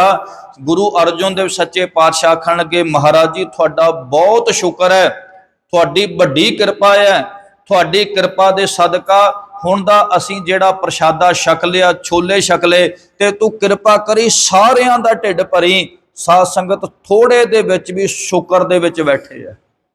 ਗੁਰੂ ਗ੍ਰੰਥ ਸਾਹਿਬ ਸੱਚੇ ਪਾਤਸ਼ਾਹ ਆਖਣ ਲੱਗੇ, ਧੀਏ ਜੇ ਘਰ ਦੇ ਵਿੱਚ ਗਰੀਬੀ ਆ ਗਈ ਨਾ, ਜੇ ਘਰ ਦੇ ਵਿੱਚ ਕਿਤੇ ਦਿਨ ਹਲਕੇ ਵੀ ਆ ਗਏ, ਤੈਨੂੰ ਇਹੋ ਜਿਹਾ ਸਮਾਂ ਵੀ ਆ ਜਾਵੇ, ਕਹਿੰਦੇ ਰੁੱਖੋ ਭੋਜਨ ਭੂਮ ਸੈਨ, ਰੁੱਖਾ ਭੋਜਨ ਹੋਵੇ ਤੇ ਧਰਤੀ ਤੇ ਬੈਠ ਕੇ ਛਕਣਾ ਹੋਵੇ। ਰੁੱਖੋ ਭੋਜਨ ਭੂਮ ਸੈਨ, ਸਖੀ ਪ੍ਰੇ ਸੰਗ ਸੂਖ ਵਿਹਾਤ, ਕਹਿੰਦੇ ਤੇਰਾ ਘਰ ਵਾਲਾ ਤੇਰੇ ਨਾਲ ਹੈ ਤੇ ਮਹਾਰਾਜ ਕਹਿੰਦੇ ਤੇਰਾ ਜੀਵਨ ਸੁਖੀ ਹੈ। ਇਹ ਸਿੱਖਿਆ ਸਾਧ ਸੰਗਤ ਧੀ ਵਾਸਤੇ ਗੁਰੂ ਗ੍ਰੰਥ ਸਾਹਿਬ ਸੱਚੇ ਪਾਤਸ਼ਾਹ ਜੀ ਨੇ ਦਿੱਤੀ ਹੈ। ਤੇ ਸਾਧ ਸੰਗਤ ਅੱਗੇ ਮਹਾਰਾਜ ਜ਼ਿਕਰ ਕਰਦੇ ਨੇ, ਹੁਣ ਜਦੋਂ ਪਤੀ ਤੇ ਪਤਨੀ ਦਾ ਰਿਸ਼ਤਾ ਬਣਦਾ ਹੈ ਉਹ ਤੋਂ ਬਾਅਦ ਸਾਧ ਸੰਗਤ ਅਗਲਾ ਜਿਹੜਾ ਪਰਿਵਾਰ ਦਾ ਫਿਰ ਸੰਬੰਧ ਜੁੜਦਾ ਹੈ ਉਹ ਸੱਸ ਦੀ ਗੱਲ ਚੱਲਦੀ ਹੈ, ਸਹੁਰੇ ਦੀ ਗੱਲ ਚੱਲਦੀ ਹੈ। ਤੇ ਸਾਧ ਸੰਗਤ ਹੁਣ ਆਹ ਨੁਕਤਾ ਬੜੇ ਧਿਆਨ ਵਿੱਚ ਰੱਖਿਓ। ਉਹ ਨੁਕਤਾ ਕੀ ਹੈ? ਜੇ ਹੁਣ ਸੱਸ ਆ ਕੇ ਗੁਰੂ ਗ੍ਰੰਥ ਸਾਹਿਬ ਦੇ ਕੋਲ ਬੈਠੇ ਤੇ ਆ ਕੇ ਗੁਰੂ ਗ੍ਰੰਥ ਸਾਹਿਬ ਮਹਾਰਾਜ ਨੂੰ ਆਖੇ ਵੀ ਸੱਚੇ ਪਾਤਸ਼ਾਹ ਮੇਰੇ ਘਰ ਦੇ ਵਿੱਚ ਨਹੁੰ ਆਈ ਹੈ, ਮੇਰੇ ਘਰ ਵਿੱਚ ਧੀ ਆਈ ਹੈ ਤੇ ਮੈਨੂੰ ਸੱਸ ਨੂੰ ਕੀ ਉਪਦੇਸ਼ ਹੈ? ਤੇ ਫਿਰ ਸੱਚੇ ਪਾਤਸ਼ਾਹ ਆਖਦੇ ਨੇ, ਕਹਿੰਦੇ ਤੇਰੇ ਵਾਸਤੇ ਵੀ ਉਪਦੇਸ਼ ਹੈ। ਉਹ ਕੀ ਉਪਦੇਸ਼ ਹੈ? ਗੁਰੂ ਗ੍ਰੰਥ ਸਾਹਿਬ ਸੱਚੇ ਪਾਤਸ਼ਾਹ ਆਖਦੇ ਨੇ, ਕਹਿੰਦੇ ਸੱਸੂ ਤੇ ਪਰ ਕਿੰਨੀ ਵਾਖ ਦੇਰ ਜਠਾਣੀ ਕੀ ਮੋਏ ਦੋਖ ਸੰਤਾਪ। ਸਤਿਗੁਰੂ ਗੁਰੂ ਪਾਤਸ਼ਾਹ ਜੀ ਨੇ ਸਾਧ ਸੰਗਤ ਫਿਰ ਸੱਸ ਨੂੰ ਉਪਦੇਸ਼ ਦਿੱਤਾ, ਕਹਿੰਦੇ ਤੂੰ ਸਾਸ ਬੁਰੀ ਕਰ ਵਾਸ ਨਾ ਦੇਵੈ, ਕਹਿੰਦੇ ਚੰਗੀ ਸੱਸ ਬਣੀ। ਹੁਣ ਸੱਸ ਵਾਸਤੇ ਉਪਦੇਸ਼ ਆ ਸੰਗਤ। ਮੈਂ ਪਹਿਲਾਂ ਬੇਨਤੀ ਕੀਤੀ ਹੈ, ਆਪਾਂ ਪਾਠ ਬਹੁਤ ਕਰਾਏ ਹੈ, ਲੜੀਆਂ ਚੱਲਦੀਆਂ ਪਾਠਾਂ, ਤੁਸੀਂ ਜਾ ਕੇ ਦੇਖੋ 100 ਪਾਠ ਰੱਖਿਆ ਹੋਇਆ, ਸੁਣਨ ਵਾਲਾ ਇੱਕ ਵੀ ਨਹੀਂ ਅੱਗੇ। ਸਾਧ ਸੰਗਤ ਟੀਚਰ 100 ਪੜ੍ਹਾ ਰਿਹਾ ਹੈ ਤੇ ਵਿਦਿਆਰਥੀ ਇੱਕ ਵੀ ਨਹੀਂ ਹੈ। ਤੇ ਸਾਧ ਸੰਗਤ ਸਿੱਖਾਂ ਨੂੰ ਸ਼ਰਮ ਦੇ ਨਾਲ ਡੁੱਬ ਕੇ ਮਰ ਜਾਣਾ ਚਾਹੀਦਾ ਵੀ ਸਾਡਾ ਹਾਲ ਕੀ ਹੋ ਗਿਆ। ਟੀਚਰ ਗੁਰੂ 100 ਬੈਠਾ ਇੱਕ ਜਗ੍ਹਾ ਇਕੱਠਾ ਹੋ ਕੇ ਤੇ ਸਾਧ ਸੰਗਤ ਅੱਗੇ ਸਿੱਖ ਇੱਕ ਵੀ ਨਹੀਂ ਹੈ। ਕਿੱਡੀ ਸ਼ਰਮ ਵਾਲੀ ਗੱਲ ਹੈ ਸਾਡੇ ਵਾਸਤੇ। ਸਿੱਖ ਤਾਂ ਬਹੁਤ ਸਿਆਣਾ ਹੋਣਾ ਚਾਹੀਦਾ ਸੀ। ਸਿੱਖ ਦੇ ਕੋਲ ਤਾਂ ਐਡਾ ਕੀਮਤੀ ਖਜ਼ਾਨਾ ਹੈ, ਸਿੱਖ ਤਾਂ ਗੁਣਾਂ ਦੇ ਨਾਲ ਭਰਿਆ ਹੋਣਾ ਚਾਹੀਦਾ ਸੀ। ਸਿੱਖ ਪਰ ਸਾਧ ਸੰਗਤ ਇੱਥੋਂ ਖਾਲੀ ਹੋ ਗਿਆ ਹੈ। ਹੁਣ ਮਹਾਰਾਜ ਆਖਦੇ ਨੇ, ਕਹਿੰਦੇ ਸਾਸ ਬੁਰੀ ਕਰ ਵਾਸ ਨਾ ਦੇਵੈ, ਪਿਰਸਿਓ ਮਿਲਣਾ ਦੇ ਬੁਰੀ। ਮਹਾਰਾਜ ਕਹਿੰਦੇ ਦੇਖੀ ਕਿਤੇ ਇਹੋ ਜਿਹੀ ਸੱਸ ਨਾ ਬਣੀ ਜਿਹੜਾ ਤੂੰ ਆਪਣੇ ਨੌਂ ਤੇ ਆਪਣੇ ਪੁੱਤ ਦੇ ਵਿੱਚ ਫਰਕ ਪਾ ਦਵੇਂ। ਸਾਧ ਸੰਗਤ ਹੁਣ ਸੱਸ ਕਿਹੋ ਜਿਹੀ ਹੋਣੀ ਚਾਹੀਦੀ ਹੈ? ਆਹ ਨੁਕਤਾ ਪਕੜਿਓ ਸਾਧ ਸੰਗਤ।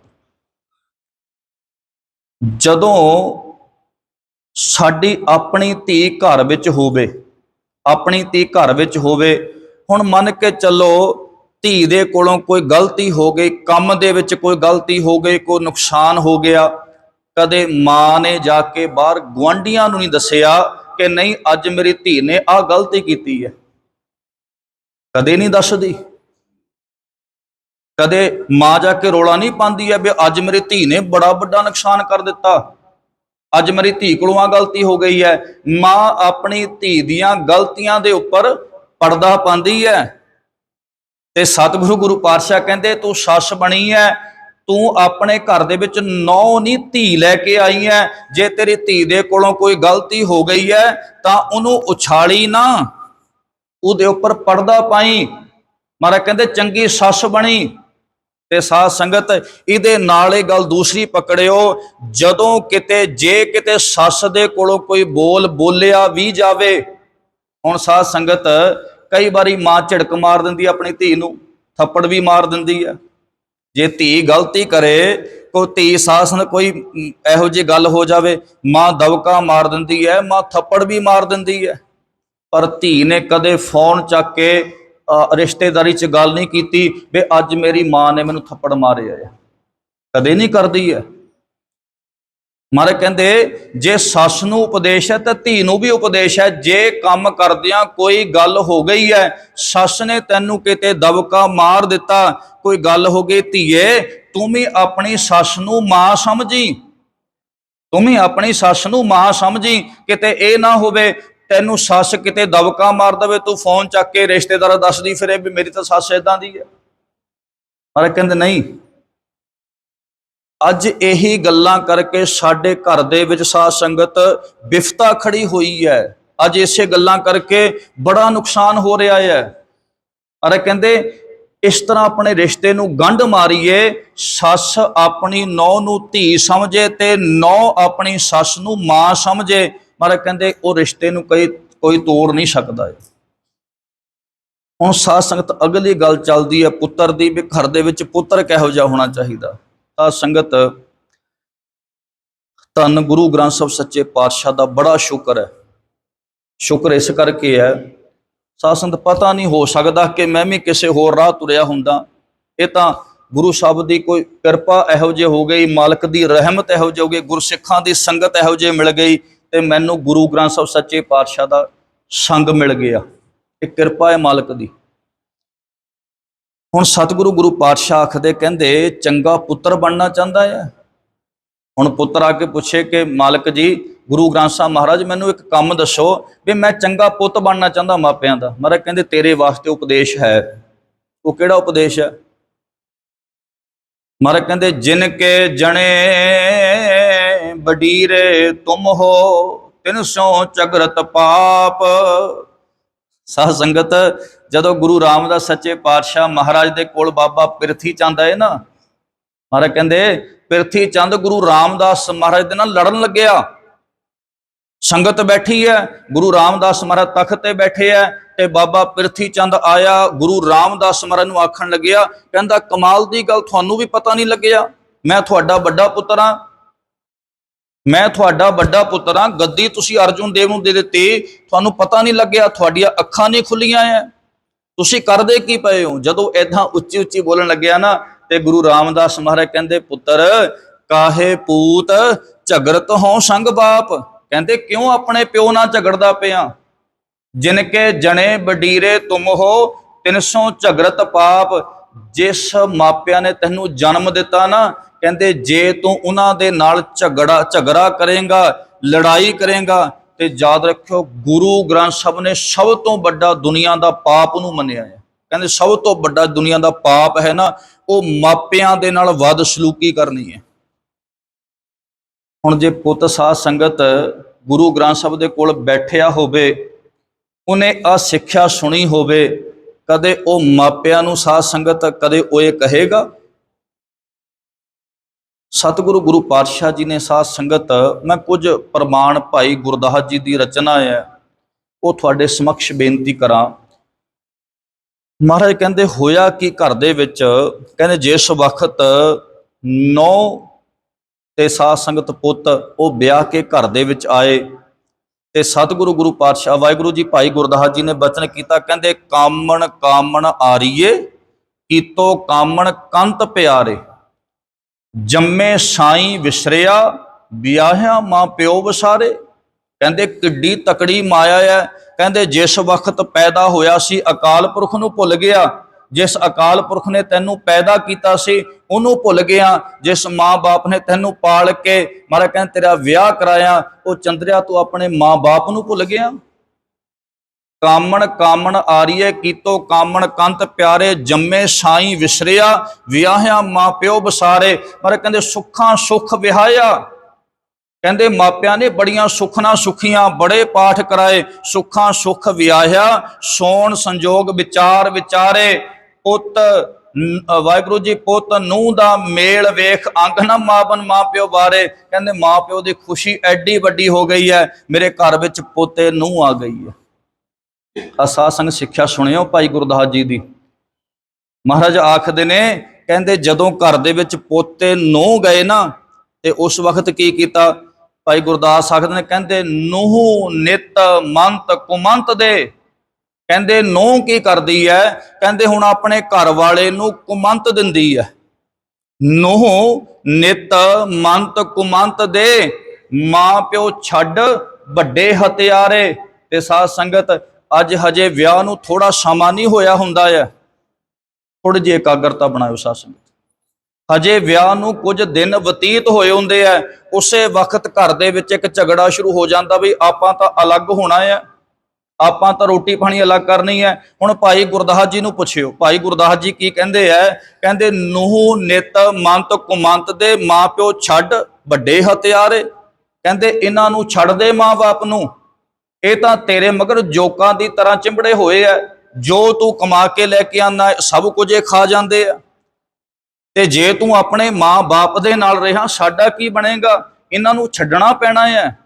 ਤੇ ਸਾਧ ਸੰਗਤ ਕਹਿੰਦੇ ਫਿਰ ਹੋਇਆ ਕਿ ਪੁੱਤ ਹੋਵੇ ਬਖ ਰੰਨ ਲੈ, ਮਾਂ ਪਿਓ ਦੇ ਪਰ ਉਪਕਾਰ ਵਿਸਾਰੇ। ਕਹਿੰਦੇ ਫਿਰ ਪੁੱਤ ਨੇ ਆਪਣੀ ਘਰਵਾਲੀ ਨੂੰ ਨਾਲ ਲਿਆ, ਬਖ ਹੋ ਗਿਆ, ਤੇ ਮਾਂ ਪਿਓ ਦੇ ਜਿਹੜੇ ਉਪਕਾਰ ਸੀ ਉਹ ਵਿਸਾਰ ਦਿੱਤੇ। ਅੱਜ ਵੀ ਤੁਸੀਂ ਦੇਖੋ ਕਈ ਵਾਰੀ ਬੱਚੇ ਪਤਾ ਕੀ ਕਹਿੰਦੇ ਆ, ਬੱਚੇ ਆਖ ਦਿੰਦੇ ਆ ਵੀ ਕਮਾਲ ਦੀ ਗੱਲ ਹੈ, ਤੁਸੀਂ ਸਾਡੇ ਵਾਸਤੇ ਕੀਤਾ ਕੀ ਹੈ। ਜੇ ਸਾਧ ਸੰਗਤ ਕਈ ਵਾਰੀ ਬੱਚੇ ਕਹਿ ਦਿੰਦੇ ਵੀ ਜੇ ਤੁਸੀਂ ਸਾਡੀ ਜ਼ਿੰਮੇਵਾਰੀਆਂ ਨਹੀਂ ਪੂਰੀਆਂ ਕਰਨੀਆਂ ਫਿਰ ਸਾਨੂੰ ਜਮਾਇਆ ਕਿਉਂ, ਸਾਡੇ ਵਾਸਤੇ ਕੀਤਾ ਕੀ ਹੈ। ਹੁਣ ਸਾਧ ਸੰਗਤ ਸੁਣਿਓ, ਜਿਹੜਾ ਬੱਚਾ ਇਹੋ ਜਿਹਾ ਗੱਲ ਕਹਿੰਦਾ ਨਾ ਜੀ, ਤੁਸੀਂ ਪਤਾ ਕੀ ਕਰਿਓ, ਰਾਤ ਨੂੰ ਸੌਣ ਲੱਗਿਆਂ ਉਹਦੇ ਬਿਸਤਰ ਦੇ ਉੱਪਰ ਇੱਕ ਗਲਾਸ ਪਾਣੀ ਦਾ ਡੋਲ ਕੇ ਉਹਨੂੰ ਕਹੋ ਵੀ ਪੁੱਤ ਆ ਬਿਸਤਰ ਦੇ ਉੱਪਰ ਲੰਮਾ ਪੈ, ਆ ਬਿਸਤਰ ਦੇ ਉੱਪਰ ਸਾਰੀ ਰਾਤ ਕੱਟ। ਤੇ ਸਾਧ ਸੰਗਤ ਉਸ ਵਕਤ ਉਹਨੂੰ ਪਤਾ ਲੱਗੇਗਾ ਮੇਰੇ ਮਾਂ-ਬਾਪ ਨੇ ਮੇਰੇ ਵਾਸਤੇ ਕੀ ਕੀਤਾ ਹੈ। ਜਿਹੜੇ ਮਾਂ-ਬਾਪ ਸਾਧ ਸੰਗਤ ਜਦੋਂ ਬੱਚਾ ਛੋਟਾ ਸੀ, ਮਾਂ-ਬਾਪ ਨੇ ਸਾਰੀਆਂ ਰਾਤਾਂ, ਸਾਰੀ ਠੰਡ, ਸਾਰੀ ਸਰਦੀ, ਸਾਧ ਸੰਗਤ ਇੱਕ ਬੇਨਤੀ ਵੀਰ ਜੀ, ਜੇ ਤਾਂ ਇਕਾਗਰਤਾ ਹੈ ਤਾਂ ਠੀਕ ਹੈ, ਨਹੀਂ ਤੁਸੀਂ ਬਾਹਰ ਜਾ ਸਕਦੇ ਜੀ, ਤੁਹਾਡੇ ਕਰਕੇ ਸਾਰਾ ਧਿਆਨ ਡਿਸਟਰਬ ਹੋ ਰਿਹਾ। ਥੋੜੀ ਜਿਹੀ ਇਕਾਗਰਤਾ ਬਣਾਇਓ।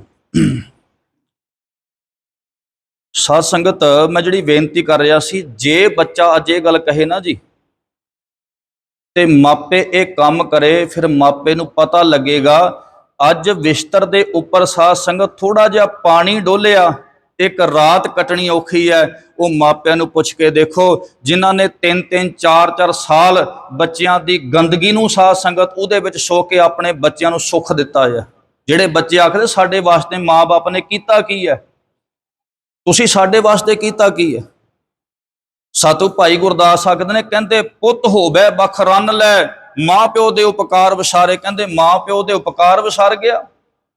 ਤੇ ਹੁਣ ਸਾਧ ਸੰਗਤ ਸੁਣਿਓ, ਅਗਲੀ ਪੌੜੀ ਵਿੱਚ ਭਾਈ ਗੁਰਦਾਸ ਕੀ ਆਖਦੇ ਨੇ, ਕਹਿੰਦੇ ਮਾਂ ਪਿਓ ਪਰ ਹਰ ਸੁਣੈ ਵੇਦ। ਕਹਿੰਦੇ ਮਾਂ ਪੇ ਤੋਂ ਅਲੱਗ ਹੋ ਗਿਆ, ਮਾਂ ਬਾਪ ਤੋਂ ਅਲੱਗ ਹੋ ਗਿਆ, ਤੇ ਕਹਿੰਦੇ ਕੀ ਕਰਦਾ, ਹੁਣ ਗੁਰਦੁਆਰੇ ਆ ਕੇ ਬੈਠ ਕੇ ਕਥਾ ਸੁਣਦਾ ਹੈ, ਹੁਣ ਮੰਦਰ ਵਿੱਚ ਬੈਠ ਕੇ ਜਾ ਕੇ ਵੇਦ ਪੜ੍ਹਦਾ ਹੈ, ਹੁਣ ਸਾਧ ਸੰਤ ਕੁਰਾਨ ਪੜ੍ਹਦਾ ਹੈ। ਭਾਈ ਗੁਰਦਾਸ ਨੇ ਕਹਿੰਦੇ ਮਾਂ ਪਿਓ ਪਰ ਹਰ ਸੁਣੈ ਵੇਦ, ਭੇਦ ਨਾ ਜਾਣੈ ਕਥਾ ਕਹਾਣੀ। ਕਹਿੰਦੇ ਤੈਨੂੰ ਉਹਦੇ ਵਿੱਚੋਂ ਕੁਝ ਨਹੀਂ ਮਿਲੇਗਾ ਸੱਜਣਾ ਜੇ ਤੂੰ ਮਾਂ ਬਾਪ ਨੂੰ ਛੱਡ ਕੇ ਬੈਠ ਗਿਆ। ਆ ਚੰਗੇ ਪੁੱਤ ਬਣਨ ਦੀ ਸਿੱਖਿਆ ਗੁਰੂ ਗ੍ਰੰਥ ਸਾਹਿਬ ਮਹਾਰਾਜ ਦਿੰਦੇ ਆ। ਅੱਗੇ ਭਾਈ ਗੁਰਦਾਸ ਜੀ ਆਖਦੇ ਨੇ, ਕਹਿੰਦੇ ਮਾਂ ਪਿਓ ਪਰਹਰ ਕਰੇ ਦਾਨ। ਕਦੇ ਮਾਂ ਨੂੰ ਸੂਟ ਨਹੀਂ ਲੈ ਕੇ ਦਿੱਤਾ, ਕਦੇ ਮਾਂ ਨੂੰ ਜੁੱਤੀ ਨਹੀਂ ਲੈ ਕੇ ਦਿੱਤੀ, ਕਦੇ ਪਿਓ ਨੂੰ ਪੱਗ ਨਹੀਂ ਲੈ ਕੇ ਦਿੱਤੀ, ਕਦੇ ਪਿਓ ਨੂੰ ਸੂਟ ਨਹੀਂ ਲੈ ਕੇ ਦਿੱਤਾ। ਤੇ ਸਾਧ ਸੰਗਤ ਬਾਹਰ ਦਾਨ ਕਰਦਾ ਫਿਰ ਲੱਖਾਂ ਰੁਪਏ ਦਾ, ਵੀ ਮੈਂ ਵੱਡਾ ਦਾਨੀ ਆ। ਭਾਈ ਗੁਰਦਾਸ ਪਤਾ ਕੀ ਕਹਿੰਦੇ, ਕਹਿੰਦੇ ਮਾਂ ਪਿਓ ਪਰਹਰ ਕਰੇ ਦਾਨ, ਬੇਈਮਾਨ ਅਗਿਆਨ ਪ੍ਰਾਣੀ। ਮਹਾਰਾਜ ਕਹਿੰਦੇ ਬੇਈਮਾਨ ਹੈ ਸੱਜਣਾ, ਤੂੰ ਬਹੁਤ ਵੱਡੀ ਅਗਿਆਨਤਾ ਦੇ ਵਿੱਚ ਹੈ। ਮਹਾਰਾਜ ਕਹਿੰਦੇ ਜੇ ਤੂੰ ਆਪਣੇ ਮਾਂ-ਬਾਪ ਨੂੰ ਛੱਡ ਗਿਆ ਹੈ। ਆ ਸਿੱਖਿਆ ਹੈ ਘਰ ਨੂੰ ਸੁਖੀ ਵਸਾਉਣ ਵਾਸਤੇ। ਆ ਜਦੋਂ ਸਿੱਖਿਆ ਸਾਡੇ ਘਰ ਵਿੱਚ ਹੋਵੇਗੀ ਨਾ ਜੀ, ਸਾਡੇ ਘਰ ਸੁਖੀ ਵਸਣਗੇ, ਸਾਡੇ ਘਰਾਂ ਦੇ ਵਿੱਚੋਂ ਦੁੱਖ ਨਿਕਲ ਜਾਵੇਗਾ। ਇਸੇ ਕਰਕੇ ਮਹਾਰਾਜ ਕਹਿੰਦੇ ਦੁੱਖ ਰੋਗ ਸੰਤਾਪ ਉਤਰੇ, ਸੁਣੀ ਸੱਚੀ ਬਾਣੀ। ਮਹਾਰਾਜ ਕਹਿੰਦੇ ਬਾਣੀ ਨੂੰ ਸੁਣ, ਦੁੱਖ ਖਤਮ ਹੋ ਜਾਵੇਗਾ। ਹੁਣ ਸਾਧ ਸੰਗਤ ਚਲੋ ਮੰਨ ਕੇ ਚੱਲੋ ਕੋਈ ਬੱਚਾ ਇਹੋ ਜਿਹਾ ਹੋ ਜਾਵੇ, ਨਾ ਮਾਪਿਆਂ ਦਾ ਕਹਿਣਾ ਮੰਨੇ, ਵੀ ਨਹੀਂ ਮੈਂ ਤੁਹਾਡੀ ਸਿੱਖਿਆ ਨਹੀਂ ਮੰਨਦਾ, ਮੈਂ ਕਹਿਣਾ ਨਹੀਂ ਮੰਨਦਾ ਆ। ਫਿਰ ਭਾਈ ਗੁਰਦਾਸ ਜੀ ਨੇ ਸਾਧ ਸੰਗਤ ਇੱਕ ਬੜਾ ਸੋਹਣਾ ਬਚਨ ਕੀਤਾ। ਉਹ ਬਚਨ ਕੀ ਕੀਤਾ ਹੈ, ਕਹਿੰਦੇ ਠੰਡਾ ਤੱਤਾ ਕੋਇਲਾ। ਪਕੜ ਵਿੱਚ ਰੱਖਿਓ ਸਾਧ ਸੰਗਤ ਸ਼ਬਦ। ਭਾਈ ਗੁਰਦਾਸ ਆਖਦੇ, ਕਹਿੰਦੇ ਠੰਡਾ ਤੱਤਾ ਕੋਇਲਾ ਕਰਕੇ ਕਾਲਾ ਕਰੇ ਹੱਥ ਜਲਾਵੇ। ਕਹਿੰਦੇ ਹੁਣ ਕੋਲੇ ਦਾ ਸੁਭਾਅ ਕੀ ਹੈ ਜੀ? ਜਿਹੜਾ ਕੋਲਾ ਹੈ, ਕਹਿੰਦੇ ਜੇ ਤੁਸੀਂ ਉਹਨੂੰ ਆਪਣੇ ਹੱਥ ਵਿੱਚ ਫੜ ਲਿਆ, ਠੰਡਾ ਕੋਲਾ ਹੈ ਹੱਥ ਵਿੱਚ ਫੜ ਲਿਆ, ਉਹਨੇ ਤੁਹਾਡਾ ਹੱਥ ਤਾਂ ਵੀ ਕਾਲਾ ਕਰ ਦੇਣਾ ਹੈ, ਹੱਥ ਉਹਨੇ ਫਿਰ ਵੀ ਕਾਲਾ ਕਰ ਦੇਣਾ। ਹੁਣ ਜੇ ਕੋਲਾ ਗਰਮ ਹੋਵੇ, ਹੱਥ ਵਿੱਚ ਫੜ ਲਓ ਤਾਂ ਵੀ ਹੱਥ ਸਾੜ ਦੇਣਾ ਹੈ। ਭਾਈ ਗੁਰਦਾਸ ਆਖਦੇ ਨੇ, ਕਹਿੰਦੇ ਵੰਸ਼ ਕਪੂਤ ਕੁਲਛਣਾ। ਕਹਿੰਦੇ ਵੰਸ਼ ਦੇ ਵਿੱਚ ਪੁੱਤ ਕੁਲਛਣਾ ਪੈਦਾ ਹੋ ਗਿਆ। ਕੁਲਛਣਾ ਜਿਹਦੇ ਅੰਦਰ ਕੋਈ ਗੁਣ ਨਹੀਂ ਹੈ, ਕਹਿੰਦੇ ਕੁਲਛਣਾ ਪੈਦਾ ਹੋ ਗਿਆ। ਤੇ ਘਰਦਿਆਂ ਨੇ ਕੀ ਕੀਤਾ, ਕਹਿੰਦੇ ਵੱਖ ਕਰ ਦਿੱਤਾ। ਤੇ ਜਦੋਂ ਵੱਖ ਕੀਤਾ, ਕਹਿੰਦੇ ਹੁਣ ਪਤਾ ਕੀ ਆਖਦਾ, ਦੇਖੋ ਮੈਨੂੰ ਮੇਰੇ ਮਾਪਿਆਂ ਨੇ ਝੱਲਿਆ ਨਹੀਂ ਹੈ, ਮੈਨੂੰ ਮੇਰੇ ਮਾਪਿਆਂ ਨੇ ਰੱਖਿਆ ਨਹੀਂ ਹੈ। ਬਾਹਰ ਜਾ ਕੇ ਵੀ ਮਾਪਿਆਂ ਦੀ ਬੇਇੱਜ਼ਤੀ ਕਰਦਾ ਹੈ। ਤੇ ਸਾਧ ਸੰਗਤ ਜੇ ਘਰ ਵਿੱਚ ਰੱਖ ਲਵੇ ਤੇ ਫਿਰ ਵੀ ਸਾਧ ਸੰਗਤ ਮਾਪਿਆਂ ਦੇ ਨਾਲ ਬਣਾਉਂਦਾ ਨਹੀਂ ਹੈ। ਮਹਾਰਾਜ ਕਹਿੰਦੇ ਇਹ ਕੁਲਛਣਾ ਕਪੂਤ ਹੈ।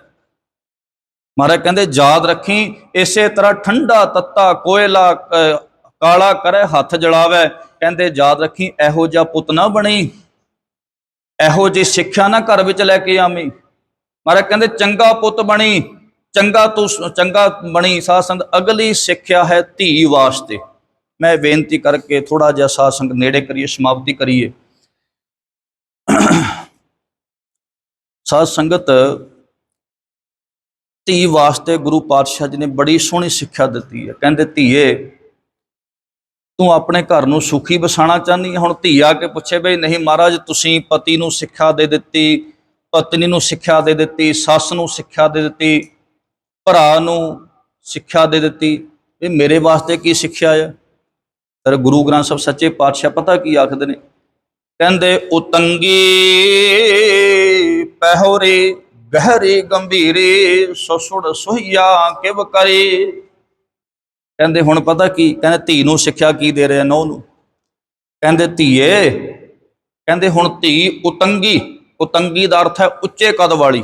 ਉਤੰਗੀ ਪਹਿਰੀ ਗਹਿਰੀ ਗੰਭੀਰੀ, ਕਹਿੰਦੇ ਉੱਚੇ ਕਦ ਵਾਲੀ, ਸੋਹਣੀ ਸੁਨੱਖੀ ਤੇ ਸਾਧ ਸੰਗਤ ਬੜੀ ਸੋਚ ਦੀ ਗਹਿਰ ਗੰਭੀਰ ਬਿਰਤੀ ਵਾਲੀ। ਉਤੰਗੀ ਪਹਿਰੀ ਗਹਿਰੀ ਗੰਭੀਰੀ ਸੁਸੜ ਸੁਹੀਆ ਕਿਵ ਕਰੀ, ਨਿਵਣ ਨਾ ਜਾਏ ਥਣੀ। ਪਾਤਸ਼ਾਹ ਪਤਾ ਕੀ ਆਖਦੇ ਆ, ਕਹਿੰਦੇ ਹੁਣ ਉਹ ਕੀ ਦੇਖਦੀ ਹੈ, ਕਹਿੰਦੇ ਧੀਏ ਜਦੋਂ ਤੈਨੂੰ ਕੋਈ ਬਜ਼ੁਰਗ ਮਿਲੇ ਨਾ, ਸੱਸ ਮਿਲੇ ਬਜ਼ੁਰਗ, ਘਰ ਵਿੱਚ ਸੱਸ ਦਾਦੀ ਮਿਲੇ, ਕਹਿੰਦੇ ਉਸ ਵਕਤ ਤੂੰ ਉਹਨਾਂ ਦੇ ਪੈਰੀਂ ਹੱਥ ਲਾਵੀਂ, ਗੋਡੇ ਹੱਥ ਲਾਵੀਂ। ਇਹ ਸਾਡੀ ਸਾਧ ਸੰਗਤ ਪੁਰਾਤਨ ਜਿਹੜੀ ਸਾਡੇ ਘਰਾਂ ਦੀ ਸਿੱਖਿਆ ਹੈ। ਬਜ਼ੁਰਗਾਂ ਦਾ ਸਤਿਕਾਰ ਕਿਵੇਂ ਕੀਤਾ ਜਾਂਦਾ ਹੈ? ਮਹਾਰਾਜ ਕਹਿੰਦੇ ਜਦੋਂ ਏਦਾਂ ਹੋਵੇ ਤੇ ਤੂੰ ਉਹਨਾਂ ਨੂੰ ਝੁੱਕ ਕੇ ਉਹਨਾਂ ਦੇ ਗੋਡੀ ਹੱਥ ਲਾਵੀਂ, ਉਹਦੇ ਵਿੱਚ ਤੇਰਾ ਭਲਾ ਹੋਵੇਗਾ। ਤੇ ਹੁਣ ਸਾਧ ਸੰਗਤ ਧੀ ਪਤਾ ਕੀ ਆਖਦੀ ਹੈ, ਕਹਿੰਦੀ ਹੱਦ ਹੋ ਗਈ, ਐਡਾ ਉੱਚਾ ਲੰਬਾ ਕੱਦ ਮੇਰਾ, ਐਨੀ ਸੋਹਣੀ ਸੁਨੱਖੀ ਮੈਂ, ਐਨੀ ਅਕਲ ਮੇਰੇ ਕੋਲ, ਆ ਮੋਹਰੇ ਬੁੱਢਾ ਸਰੀਰ, ਮੈਂ ਇਹਦੇ ਪੈਰੀਂ ਹੱਥ ਲਾਵਾਂ, ਮੈਂ ਇਹਦੇ ਅੱਗੇ ਝੁਕਾਂ। ਉਹ ਤੰਗੀ ਪਹਿਵਰੀ ਗਹਿਰੀ ਗੰਭੀਰੀ, ਸੁਸੜ ਸੁਹੀਆ ਕਿਬ ਕਰੀ, ਨਿਭ ਨਾ ਜਾਏ ਥਣੀ, ਗੱਚ ਜੇ ਲੱਗਾ ਗਿੜਵੜੀ, ਸਖੀਏ ਧੌਲ ਹਰੀ। ਤੇ ਹੁਣ ਨਾਲ ਦੀ ਸਹੇਲੀ ਪਤਾ ਕੀ ਕਹਿੰਦੀ ਹੈ? ਕਹਿੰਦੀ ਨਾ ਭੈਣੇ ਏਦਾਂ ਨਾ ਕਰ, ਤੂੰ ਏਦਾਂ ਨਾ ਸੋਚ। ਕਿਉਂ? ਮੈਂ ਜਵਾਨ ਪਈ, ਇਹ ਬੁੱਢੀ ਹੈ, ਮੈਂ ਕਿੱਦਾਂ ਝੁਕ ਜਾਵਾਂ? ਉਹ ਕਹਿੰਦੀ ਨਹੀਂ ਸਾਧ ਸੰਗਤ, ਗੱਚ ਜੇ ਲੱਗਾ ਗਿੜਵੜੀ, ਸਖੀਏ ਧੌਲ ਹਰੀ। ਗੱਚ ਸਾਧ ਸੰਗਤ ਆਖਦੇ ਨੇ ਚੂਨੇ ਨੂੰ। ਉਹ ਸਹੇਲੀ ਪਤਾ ਕੀ ਆਖਦੀ ਆਪਣੀ ਨਾਲ ਦੀ ਸਖੀ ਨੂੰ? ਕਹਿੰਦੀ ਭੈਣੇ ਮੈਂ ਆਪਣੇ ਇਹਨਾਂ ਅੱਖਾਂ ਦੇ ਨਾਲ ਦੇਖਿਆ, ਜਿਹੜੇ ਮਿਸਤਰੀ ਇਹ ਗੱਲ ਆਖਦੇ ਸੀ ਨਾ, ਇਹ ਗੱਲ ਆਖਦੇ ਸੀ ਕਿ ਜਿਹੜਾ ਕਿਲਾ ਹੈ ਉਹ ਚੂਨੇ ਦੇ ਨਾਲ ਬਣਿਆ ਹੋਇਆ, ਕਦੇ ਢਹਿ ਨਹੀਂ ਸਕਦਾ ਹੈ। ਮੈਂ ਉਹ ਵੀ ਕਿਲੇ ਢਹਿੰਦੇ ਦੇਖੇ ਆ, ਮੈਂ ਉਹ ਵੀ ਖਤਮ ਹੁੰਦੇ ਦੇਖੇ ਆ। ਤੂੰ ਆ ਜੋਬਨ ਦਾ ਮਾਣ ਨਾ ਕਰ, ਤੂੰ ਆ ਜੋਬਨ ਦਾ ਅਹੰਕਾਰ ਨਾ ਕਰ, ਜਿਹਦੇ ਅੱਗੇ ਝੁਕਣ ਲੱਗੀ। ਇਹ ਵੀ ਪਹਿਲਾਂ ਜਵਾਨੀ ਵਿੱਚ ਸੀ, ਇਹਦੇ ਪਰ ਵੀ ਜੋਬਨ ਆਇਆ ਸੀ, ਜਿਹਦੇ ਅੱਗੇ ਝੁਕਣਾ ਇਹਦੇ ਪਰ ਵੀ ਜੋਬਨ ਆਇਆ ਸੀ। ਇਹ ਕਦੇ ਅਹੰਕਾਰ ਨਾ ਕਰੀ। ਪਾਤਸ਼ਾਹ ਜੀ ਆਖਣ ਲੱਗੇ ਗੱਚ ਜੇ ਲੱਗਾ ਗਿੜਵੜੀ, ਸਖੀਏ ਧੌਲ ਹਰੀ। ਜੇ ਤੂੰ ਆਖਦੀ ਵੇ ਤਾਂ ਧੌਲਾ ਝਾਟਾ, ਮੈਂ ਕਿੱਦਾਂ ਝੁਕ ਜਾਵਾਂ? ਮਹਾਰਾਜ ਕਹਿੰਦੇ ਤੇਰਾ ਵੀ ਹੋਵੇਗਾ, ਤੇਰੇ ਪਰ ਵੀ ਦਿਨ ਆਣਗੇ। ਸਖੀਏ ਧੌਲ ਹਰੀ, ਸੇ ਪੀ ਟਹਿੰਦੇ ਡਿਠ ਮੈਂ, ਮੁੰਦ ਨਾ ਗਰਭ ਥਣੀ। ਸੁਣ ਮੁੰਦੇ ਹਰਨਾਖੀਏ ਗੂੜਾ ਵੈਸ਼ ਅਪਾਰ। ਸਤਿਗੁਰੂ ਗੁਰੂ ਪਾਤਸ਼ਾਹ ਨੇ ਕਿੰਨੇ ਸਾਨੂੰ ਸਿੱਖਿਆ ਦਿੱਤੀ ਹੈ ਗੁਰਬਾਣੀ ਦੇ ਵਿੱਚ। ਸਾਧ ਸੰਗਤ ਮੇਰਾ ਖਿਆਲ ਹੈ ਕਿ ਸਾਨੂੰ ਇੱਕ ਇੱਕ ਸਿੱਖਿਆ ਪਤਾ ਲੱਗ ਗਈ ਹੋਵੇਗੀ। ਆਪਾਂ ਪਰਿਵਾਰ ਦੇ ਵਿੱਚ ਆਪਣੇ ਪਰਿਵਾਰ ਨੂੰ ਸੁਖੀ ਕਿੱਦਾਂ ਵਸਾਉਣਾ ਹੈ। ਸਾਧ ਸੰਗਤ ਇੱਕ ਵਿਆਹ ਦਾ ਜ਼ਿਕਰ ਗੁਰੂ ਗ੍ਰੰਥ ਸਾਹਿਬ ਸੱਚੇ ਪਾਤਸ਼ਾਹ ਦੇ ਵਿੱਚੋਂ ਕਰਨ ਲੱਗਿਆ, ਇਹ ਗੱਲ ਧਿਆਨ ਵਿੱਚ ਰੱਖਿਓ। 3 ਵਿਆਹਾਂ ਦੀ ਗੱਲ ਗੁਰੂ ਗ੍ਰੰਥ ਸਾਹਿਬ ਦੇ ਅੰਦਰ ਲਿਖੀ ਹੋਈ ਹੈ। 3 ਵਿਆਹ ਗੁਰੂ ਗ੍ਰੰਥ ਸਾਹਿਬ ਦੇ ਅੰਦਰ ਲਿਖੇ ਹੋਏ ਹੈ, ਜਿਹੜੇ ਹੋਏ ਹੈ। ਇੱਕ ਵਿਆਹ ਉਹ ਹੈ ਸਾਧ ਸੰਗਤ ਜਿਹੜਾ ਸਾਰਿਆਂ ਦਾ ਹੋਣਾ ਹੈ, ਕੋਈ ਰਹਿ ਨਹੀਂ ਸਕਦਾ। ਇੱਕ ਵਿਆਹ ਉਹ ਹੈ, ਇੱਕ ਵਿਆਹ ਉਹ ਹੈ 100 ਦੇ ਵਿੱਚੋਂ 80 ਦਾ 70 ਦਾ ਹੋ ਸਕਦਾ, 25-30 ਰਹਿ ਵੀ ਸਕਦੇ ਆ। ਪਰ ਇੱਕ ਵਿਆਹ ਉਹ ਹੈ ਸਾਧ ਸੰਗਤ ਜਿਹੜਾ ਕਰੋੜਾਂ ਦੇ ਵਿੱਚੋਂ ਇੱਕ ਦਾ ਹੋਣਾ ਹੈ। ਉਹ ਉਸ ਵਿਆਹ ਦੀ ਗੱਲ ਕਰਨ ਲੱਗੇ ਹਾਂ। ਸਾਧ ਸੰਗਤ ਤੁਸੀਂ ਅਕਸਰ ਦੇਖੋ ਜਦੋਂ ਨਾ ਆਨੰਦ ਕਾਰਜ ਹੁੰਦੇ ਆ, ਜਦੋਂ ਆਨੰਦ ਕਾਰਜ ਲਾਵਾਂ ਹੋ ਗਈਆਂ ਤੇ ਜਿਹੜੇ ਸਾਡੇ ਰਾਗੀ ਸਿੰਘ ਹੈ ਉਹ ਇੱਕ ਸ਼ਬਦ ਪੜ੍ਹਦੇ, ਵਿਆਹ ਹੋਆ ਮੇਰੇ ਬਾਬੂਲਾ, ਗੁਰਮੁਖੇ ਹਰ ਪਾਇਆ, ਅਗਿਆਨ ਅੰਧੇਰਾ ਕਟਿਆ, ਗੁਰ ਗਿਆਨ ਪ੍ਰਚੰਡ ਬੁਲਾਇਆ। ਇਹ ਸ਼ਬਦ ਪੜ੍ਹਿਆ ਜਾਂਦਾ ਹੈ। ਹੁਣ ਇਹ ਸ਼ਬਦ ਹੈ ਕਿਹਦਾ ਹੈ? ਇਹ ਸ਼ਬਦ ਗੁਰੂ ਰਾਮਦਾਸ ਮਹਾਰਾਜ ਦਾ ਉਚਾਰਨ ਕੀਤਾ ਹੋਇਆ। ਧੰਨ ਗੁਰੂ ਗ੍ਰੰਥ ਸਾਹਿਬ ਮਹਾਰਾਜ ਦੇ 78 ਅੰਗ ਦੇ ਉੱਪਰ ਸ੍ਰੀ ਰਾਗ ਦੇ ਵਿੱਚ ਸੁਭਾਇਮਾਨ ਹੈ। ਗੁਰੂ ਰਾਮਦਾਸ ਸੱਚੇ ਪਾਤਸ਼ਾਹ ਜੀ ਆਖਦੇ ਨੇ, ਕਹਿੰਦੇ ਪੁੱਛਣਾ ਚਾਹੁੰਦਾ ਵਿਆਹ ਕਿੱਦਾਂ ਹੁੰਦਾ ਹੈ? ਕਹਿੰਦੇ ਮੇਰਾ ਵਿਆਹ ਹੋਇਆ ਹੈ। ਮਹਾਰਾਜ ਤੁਹਾਡਾ ਵਿਆਹ ਕਿੱਦਾਂ ਹੋਇਆ? ਕਹਿੰਦੇ ਅਕਾਲ ਪੁਰਖ ਨਾਲ। ਸਤਿਗੁਰੂ ਪਾਤਸ਼ਾਹ ਜੀ ਦਾ ਪਾਵਨ ਬਚਨ ਮਹਾਰਾਜ ਕਹਿੰਦੇ, ਵਿਆਹ ਹੋਆ ਮੇਰੇ ਬਾਬੂਲਾ, ਗੁਰਮੁਖੇ ਹਰ ਪਾਇਆ। ਕਹਿੰਦੇ ਮੇਰਾ ਵਿਆਹ ਹੋ ਗਿਆ ਅਕਾਲ ਪੁਰਖ ਵਾਹਿਗੁਰੂ ਦੇ ਨਾਲ।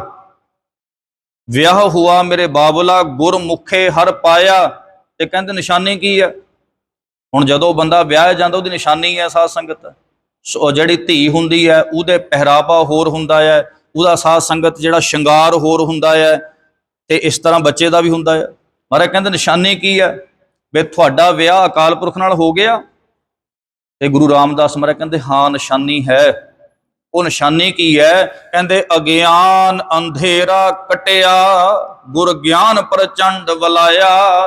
ਕਹਿੰਦੇ ਮੇਰਾ ਵਿਆਹ ਅਕਾਲ ਪੁਰਖ ਦੇ ਨਾਲ ਹੋ ਗਿਆ ਤੇ ਹੁਣ ਮੇਰੇ ਅੰਦਰੋਂ ਅਗਿਆਨਤਾ ਦਾ ਹਨੇਰਾ ਖਤਮ ਹੋ ਗਿਆ ਹੈ। ਹੁਣ ਮੈਨੂੰ ਇਹਨਾਂ ਗੱਲਾਂ ਤੋਂ ਡਰ ਨਹੀਂ ਲੱਗਦਾ ਹੈ। ਤੇ ਸਾਧ ਸੰਗਤ ਮੁਆਫ ਕਰਨਾ, ਅੱਜ ਆਪਾਂ ਹੈ ਸਿੱਖਾਂ ਤੇ ਸਾਡਾ ਹਾਲ ਪਤਾ ਕੀ ਹੈ? ਜੇ ਸਾਡੇ ਘਰ ਦੇ ਵਿੱਚ ਕੋਈ ਬੇਸਣ ਦਾ ਟੁਕੜਾ ਸੁੱਟ ਜਾਵੇ ਤੇ ਸਾਧ ਸੰਗਤ ਬੰਦੇ ਨੂੰ ਕੱਚੀਆਂ ਤਰੇੜੀਆਂ ਲੱਗ ਪੈਂਦੀਆਂ ਹੈ ਸਿੱਖਾਂ, ਹੈ ਇਨਸਾਨ। ਜੇ ਸਾਡੇ ਘਰ ਦੇ ਵਿੱਚ ਕੋਈ ਬੇਸਣ ਦੀ ਟੁਕੜੀ ਸਿੱਟ ਦਿੱਤੀ, ਭਾਵੇਂ ਉੱਪਰੋਂ ਪੰਛੀ ਉੜਦਾ ਸਿੱਟ ਜਾਵੇ, ਭਾਵੇਂ ਸਾਧ ਸੰਗਤ ਉਹਦੇ ਕੁਦਰਤੀ ਡਿੱਗ ਜਾਵੇ, ਬੰਦੇ ਨੂੰ ਕੱਚੀਆਂ ਤਰੇੜੀਆਂ ਲੱਗ ਪੈਣੀਆਂ, ਮੈਂ ਗਰੰਟੀ ਨਾਲ ਕਹਿਣਾ ਉਹੀ ਬੇਸਣ ਦਾ ਟੁਕੜਾ ਚੱਕ ਕੇ ਕੁੱਤੇ ਮੂਹਰੇ ਸੁੱਟ ਦਿਓ, ਕੁੱਤਾ ਕਦੇ ਖਾਣ ਲੱਗੇ ਸੋਚੇਗਾ ਨਹੀਂ ਹੈ, ਕਦੇ ਉਹਨੇ ਸੋਚਣਾ ਨਹੀਂ ਹੈ, ਉਹਨੂੰ ਕੁੱਤੇ ਨੂੰ ਕਦੇ ਕੱਚੀਆਂ ਤਰੇੜੀਆਂ ਨਹੀਂ ਆਣੀਆਂ ਆ। ਅੱਜ ਸਿੱਖੋ ਤੁਹਾਡਾ ਹਾਲ ਕੀ ਹੈ। ਬਾਣੀ ਤਾਂ ਬੜੀ ਪੜ੍ਹਾਈ ਹੈ, ਬੜਾ ਕੁਝ ਕੀਤਾ ਹੈ, ਸਾਧ ਸੰਗਤ ਫਿਰ ਮੁਆਫ ਕਰਿਓ ਉਹ ਗੱਲ ਕਹਿਣੀ ਪਵੇਗੀ ਵੀ ਅੱਜ ਬਾਣੀ ਪੜ੍ਹ ਕੇ ਇਨਸਾਨੀ ਜਨਮ ਲੈ ਕੇ ਸਾਡਾ ਹਾਲ ਇਹੋ ਜਿਹਾ ਹੋਗਾ, ਡਰ ਡਰ ਕੇ ਕੱਚੀਆਂ ਤਰੇੜੀਆਂ ਆਉਂਦੀਆਂ। ਤੇ ਸਾਧ ਸੰਗਤ ਸਾਡੇ ਨਾਲ ਤਾਂ ਫਿਰ ਉਹ ਜਾਨਵਰ ਚੰਗੇ ਜਿਹੜੇ ਕਦੇ ਸੋਚਦੇ ਨਹੀਂ ਹੈ। ਮਹਾਰਾਜ ਕਹਿੰਦੇ ਅਗਿਆਨ ਅੰਧੇਰਾ ਕਟਿਆ, ਅੰਦਰੋਂ ਅਗਿਆਨਤਾ ਦਾ ਹਨੇਰਾ ਖਤਮ ਹੋ ਗਿਆ। ਤੇ ਸਾਧ ਸੰਗਤ ਥੋੜੀ ਜਿਹੀ ਇੱਕ ਗੱਲ ਹੋਰ ਸਾਂਝੀ ਕਰਦੇ ਆ, ਪਕੜ ਵਿੱਚ ਆ ਜਾਵੇਗੀ। ਅਗਿਆਨਤਾ ਦਾ ਹਨੇਰਾ ਕੀ ਹੈ? ਮਹਾਰਾਜ ਕਹਿੰਦੇ ਹੁਣ ਬੰਦਾ ਜਾ ਰਿਹਾ ਸੀ ਕੰਮ ਨੂੰ ਜੀ, ਤੇ ਅੱਗੇ ਕੀ ਹੋਇਆ, ਅੱਗੇ ਬਿੱਲੀ ਰਸਤਾ ਕੱਟ ਗਈ। ਤੇ ਸਾਧ ਸੰਗਤ ਸਾਡੇ ਅੱਜ ਵੀ ਕਈਆਂ ਲੱਤਾਂ ਥਿੜਕਣ ਲੱਗ ਪੈਂਦੀਆਂ ਵੀ ਪਤਾ ਨਹੀਂ ਕੀ ਹੋ ਗਿਆ। ਉਹ ਡਰਦੇ ਵਿਚਾਰੇ ਘਰ ਨੂੰ ਮੁੜ ਜਾਂਦੇ ਵੀ ਬਿੱਲੀ ਰਸਤਾ ਕੱਟ ਗਈ ਹੈ। ਵੀ ਕਮਲਿਆ ਤੂੰ ਪਹਿਲਾਂ ਸੋਚ ਤਾਂ ਸਹੀ ਵੀ ਇਹਦੇ ਪਿੱਛੇ ਇਹ ਕਹਾਣੀ ਜੁੜੀ ਕਿਉਂ ਆ। ਸਾਧ ਸੰਗਤ ਤੁਸੀਂ ਬਹੁਤ ਸਾਰੀਆਂ ਅੱਜ ਕਿਤਾਬਾਂ ਸਾਨੂੰ ਪੜ੍ਹਨ ਵਾਸਤੇ ਮਿਲਦੀਆਂ ਆ। ਜੇ ਤੁਸੀਂ ਆਪਣੇ ਅੰਦਰੋਂ ਗਿਆਨਤਾ ਦਾ ਹਨੇਰਾ ਖਤਮ ਕਰਨਾ, ਵੈਸੇ ਤਾਂ ਗੁਰੂ ਗ੍ਰੰਥ ਸਾਹਿਬ ਦੀ ਬਾਣੀ ਬਹੁਤ ਹੈ, ਪਰ ਤੁਸੀਂ ਤਰਕਸ਼ੀਲ ਸਾਧ ਸੰਗਤ ਕਮੇਟੀ ਬਣੀ, ਉਹਨਾਂ ਦੀਆਂ ਕਿਤਾਬਾਂ ਬੇਅੰਤ ਹੈ, ਉਹ ਤੁਸੀਂ ਪੜ੍ਹ ਕੇ ਦੇਖੋ ਸਾਧ ਸੰਗਤ ਉਹ ਕਿਵੇਂ ਸਾਡੇ ਅੰਦਰੋਂ ਗਿਆਨਤਾ ਨੂੰ ਖਤਮ ਕਰਦੇ ਆ। ਉਹਦੇ ਪਿੱਛੇ ਇੱਕ ਗੱਲ ਸੀ, ਪੁਰਾਣੇ ਸਮਿਆਂ ਦੇ ਵਿੱਚ ਸਾਡੇ ਘਰਾਂ ਦੇ ਦੁਆਲੇ ਵਗਲ ਨਹੀਂ ਹੁੰਦੇ ਸੀ। ਤੇ ਸਾਧ ਸੰਗਤ ਉਸ ਵਕਤ ਸ਼ੇਰ ਨੂੰ ਵੀ ਲੋਕ ਬਿੱਲੀ ਆਖਦੇ ਸੀ, ਸ਼ੇਰ ਨੂੰ ਬਿੱਲੀ ਆਖਦੇ ਸੀ। ਤੇ ਜਦੋਂ ਘਰ ਤੇ ਬਾਹਰ ਜਾਣਾ ਤੇ ਜੇ ਬਿੱਲੀ ਰਸਤਾ ਕੱਟ ਗਈ ਨਾ ਜੀ, ਤੇ ਉਹ ਮੁੜਦੇ ਤਾਂ ਸੀ ਕਿਉਂਕਿ ਜਿਹੜੀ ਬਿੱਲੀ ਹੈ, ਸ਼ੇਰ ਹੈ, ਇਹ ਬੰਦੇ ਦੇ ਮਗਰ ਤੋਂ ਉਹਦੇ ਪਰ ਹਮਲਾ ਕਰਦੇ ਸੀ। ਉਹਨੂੰ ਮਗਰ ਤੋਂ ਸਾਧ ਸੰਗਤ ਉਹਨੂੰ ਝਪਟ ਮਾਰਦੇ ਸੀ। ਉਹ ਇਸ ਕਰਕੇ ਕਹਾਣੀ ਜੋੜੀ ਗਏ ਸੀ ਵੀ ਜੇ ਬਿੱਲੀ ਰਸਤਾ ਕੱਟ ਗਈ ਤੂੰ ਮਗਰ ਮੁੜ ਕੇ ਦੇਖ ਲਵੀਂ, ਕਿਤੇ ਇਹ ਨਾ ਹੋਵੇ ਤੂੰ ਅੱਗੇ ਤੁਰਿਆ ਜਾਵੇਂ ਤੇ ਪਿੱਛੋਂ ਸ਼ੇਰ ਆ ਕੇ ਬਿੱਲੀ ਆ ਕੇ ਤੈਨੂੰ ਝਪਟ ਮਾਰ ਲਵੇ। ਇਸ ਕਰਕੇ ਆਖਿਆ ਸੀ ਬਿੱਲੀ ਰਸਤਾ ਕੱਟ ਗਈ ਸੁਚੇਤ ਹੋ ਜਾਵੀਂ। ਤੇ ਸਾਧ ਸੰਗਤ ਦੂਸਰਾ ਗੱਲ ਸੀ ਵੀ ਸਾਡੇ ਘਰਾਂ ਦੇ ਵਿੱਚ ਵਗਲ ਨਹੀਂ ਸੀ, ਸਾਡੇ ਘਰਾਂ ਦੇ ਆਲੇ ਦੁਆਲੇ ਚਾਰ ਦੀਵਾਰੀ ਨਹੀਂ ਸੀ। ਤੇ ਸਾਧ ਸੰਗਤ ਕਈ ਵਾਰੀ ਜਿਹੜੇ ਦੁੱਧ ਹੁੰਦੇ ਸੀ ਉਹ ਵਿਹੜਿਆਂ ਵਿੱਚ ਇਸੇ ਤਰ੍ਹਾਂ ਰੱਖ ਦੇਣੇ। ਤੇ ਉਹਦੇ ਪਿੱਛੇ ਲੌਜਿਕ ਇਹ ਸੀ ਵੀ ਜੇ ਬਿੱਲੀ ਰਸਤਾ ਕੱਟ ਗਈ ਹੈ, ਇਹਦਾ ਮਤਲਬ ਤੇਰੇ ਘਰ ਦੇ ਦੁਆਲੇ ਘੁੰਮਦੀ ਹੈ, ਤੇਰਾ ਦੁੱਧ ਰੱਖਿਆ ਹੋਇਆ ਇਹ ਖਰਾਬ ਕਰ ਸਕਦੀ ਹੈ, ਪੀ ਸਕਦੀ ਹੈ, ਤੂੰ ਮੁੜ ਘਰ ਨੂੰ ਆਪਣੇ ਦੁੱਧ ਨੂੰ ਜਾ ਕੇ ਸਾਂਭ। ਇਹ ਲੌਜਿਕ ਸੀ ਸਾਧ ਸੰਗਤ। ਅੱਜ ਤਾਂ ਸਾਡੇ ਕੋਲ ਕਿੱਡਾ ਵਿਗਿਆਨ ਆ ਗਿਆ, ਕਿੱਡੇ ਘਰ ਪੱਕੇ ਹੋ ਗਏ, ਸਾਡੀਆਂ ਲੱਤਾਂ ਅੱਜ ਵੀ ਕੰਬੀ ਜਾਂਦੀਆਂ। ਕਮਾਲ ਦੀ ਗੱਲ, ਕਿਹੋ ਜਿਹੇ ਸਿੱਖ ਬਣ ਕੇ ਬੈਠੇ ਆਪਾਂ। ਮਹਾਰਾਜ ਕਹਿੰਦੇ ਮੇਰਾ ਵਿਆਹ ਹੋਇਆ ਆ ਅਕਾਲ ਪੁਰਖ ਦੇ ਨਾਲ, ਤੇ ਨਿਸ਼ਾਨੀ ਕੀ, ਅਗਿਆਨ ਅੰਧੇਰਾ ਕਟਿਆ। ਕਹਿੰਦੇ ਅੰਦਰੋਂ ਅਗਿਆਨਤਾ ਦਾ ਅੰਧੇਰਾ ਖਤਮ ਹੋ ਗਿਆ, ਗੁਰ ਗਿਆਨ ਪ੍ਰਚੰਡ ਬੁਲਾਇਆ। ਗੁਰੂ ਨੇ ਮੇਰੇ ਅੰਦਰ ਗਿਆਨ ਦਾ ਦੀਵਾ ਬਾਲ ਦਿੱਤਾ, ਗੁਰੂ ਨੇ ਮੈਨੂੰ ਸੋਝੀ ਦੇ ਦਿੱਤੀ ਹੈ। ਹੁਣ ਮੈਨੂੰ ਕੁੱਤਿਆਂ ਬਿੱਲਿਆਂ ਕੋਲੋਂ ਡਰ ਨਹੀਂ ਲੱਗਦਾ। ਹੁਣ ਮੈਂ ਆਪਣੀ ਜ਼ਿੰਦਗੀ ਨੂੰ ਬੜੀ ਸਹਿਜਤਾ ਦੇ ਨਾਲ, ਬੜੇ ਸੌਖੇ ਢੰਗ ਦੇ ਨਾਲ ਜੀ ਸਕਦਾ। ਮੇਰੇ ਘਰ ਦੇ ਮੂਹਰੇ ਜੋ ਕੋਈ ਮਰਜ਼ੀ ਕੁਝ ਕਰ ਜਾਵੇ, ਮੈਨੂੰ ਕਦੇ ਪਰਵਾਹ ਨਹੀਂ ਹੈ, ਕਿਉਂਕਿ ਗੁਰ ਮੇਰੇ ਸੰਗ ਸਦਾ ਹੈ ਨਾਲੇ। ਮੈਨੂੰ ਆਪਣੇ ਗੁਰੂ ਦੇ ਉੱਪਰ ਭਰੋਸਾ ਹੈ, ਮੈਨੂੰ ਆਪਣੇ ਗੁਰੂ ਦੇ ਉੱਪਰ ਵਿਸ਼ਵਾਸ ਹੈ। ਸਾਧ ਸੰਗਤ ਜਦੋਂ ਆ ਵਿਸ਼ਵਾਸ ਮਹਾਰਾਜ ਕਹਿੰਦੇ ਰੱਖੋਗੇ, ਫਿਰ ਮਹਾਰਾਜ ਕਹਿੰਦੇ ਦੁੱਖ ਰੋਗ ਸੰਤਾਪ ਉਤਰੇ ਸੁਣੀ ਸੱਚੀ ਬਾਣੀ। ਮਹਾਰਾਜ ਕਹਿੰਦੇ ਦੁੱਖ ਖਤਮ ਹੋ ਜਾਣਗੇ। ਅਗਿਆਨ ਅੰਧੇਰਾ ਕਟਿਆ, ਗੁਰ ਗਿਆਨ ਪ੍ਰਚੰਡ ਬੁਲਾਇਆ। ਬਲਿਆ ਗੁਰ ਗਿਆਨ ਅੰਧੇਰਾ ਬਿਨਸਿਆ, ਰਤਨ ਪਦਾਰਥ ਲਾਧਾ। ਹਉਮੈ ਰੋ ਗਿਆ ਦੁਖ ਲਾਥਾ, ਆਪ ਆਪੈ ਗੁਰਮਤਿ ਖਾਧਾ। ਅਕਾਲ ਮੂਰਤ ਵਰ ਪਾਇਆ ਅਵਿਨਾਸ਼ੀ। ਮਹਾਰਾਜ ਕਹਿੰਦੇ ਹੁਣ ਵਰ ਕਿਹੜਾ ਪ੍ਰਾਪਤ ਹੋਇਆ ਜੀ? ਆ ਸਾਧ ਸੰਗ ਸੁਣਿਓ, ਅਕਾਲ ਪੁਰਖ ਵਰ ਕਿਹੋ ਜਿਹਾ ਹੈ? ਮਹਾਰਾਜ ਕਹਿੰਦੇ ਅਕਾਲ ਮੂਰਤ ਵਰ ਪਾਇਆ ਅਵਿਨਾਸ਼ੀ, ਨਾਸ਼ ਤੋਂ ਰਹਿਤ, ਜਿਹਦਾ ਕਦੇ ਨਾਸ਼ ਨਹੀਂ ਹੋਣਾ ਹੈ। ਜਿਹਨੂੰ ਆਪਾਂ ਜਪਜੀ ਸ਼ਬਦ ਦੇ ਵਿੱਚ ਪੜ੍ਹਦੇ ਆਦ ਸੱਚ जुगाद सच है भी सच, नानक होसी भी सच। जदों मैं नहीं सी उस वक्त भी अकाल पुरख मौजूद सी, हुण मैं हाँ हुण भी अकाल पुरख मौजूद है, कल मैं नहीं होवांगा फिर भी अकाल पुरख मौजूद होवेगा। मैं नाश हो सकता है, अकाल पुरख नाश नहीं हो सकता है। इस करके मेरा जिहड़ा वर है वो नाश तो रहत अविनाशी है। अकाल मूर्त बर पाया अविनाशी, ना कदे मरे ना जाया। महाराज कहते विआह हुआ मेरे बाबुला, गुरमुखे हर पाया। आ विआह साध संगत गुरु रामदास महाराज ने अपना साध संगत गुरु ग्रंथ ਸਾਹਿਬ ਦੇ ਅੰਦਰ ਲਿਖਿਆ ਹੈ।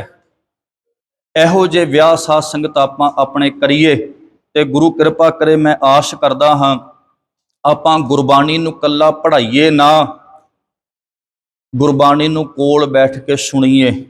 ਗੁਰੂ ਗ੍ਰੰਥ ਸਾਹਿਬ ਮਹਾਰਾਜ ਸਾਨੂੰ ਆਖਦੇ ਕੀ ਹੈ ਤੇ ਆਪਣੇ ਹਿਰਦਿਆਂ ਨੂੰ ਪੱਕਾ ਕਰੋ।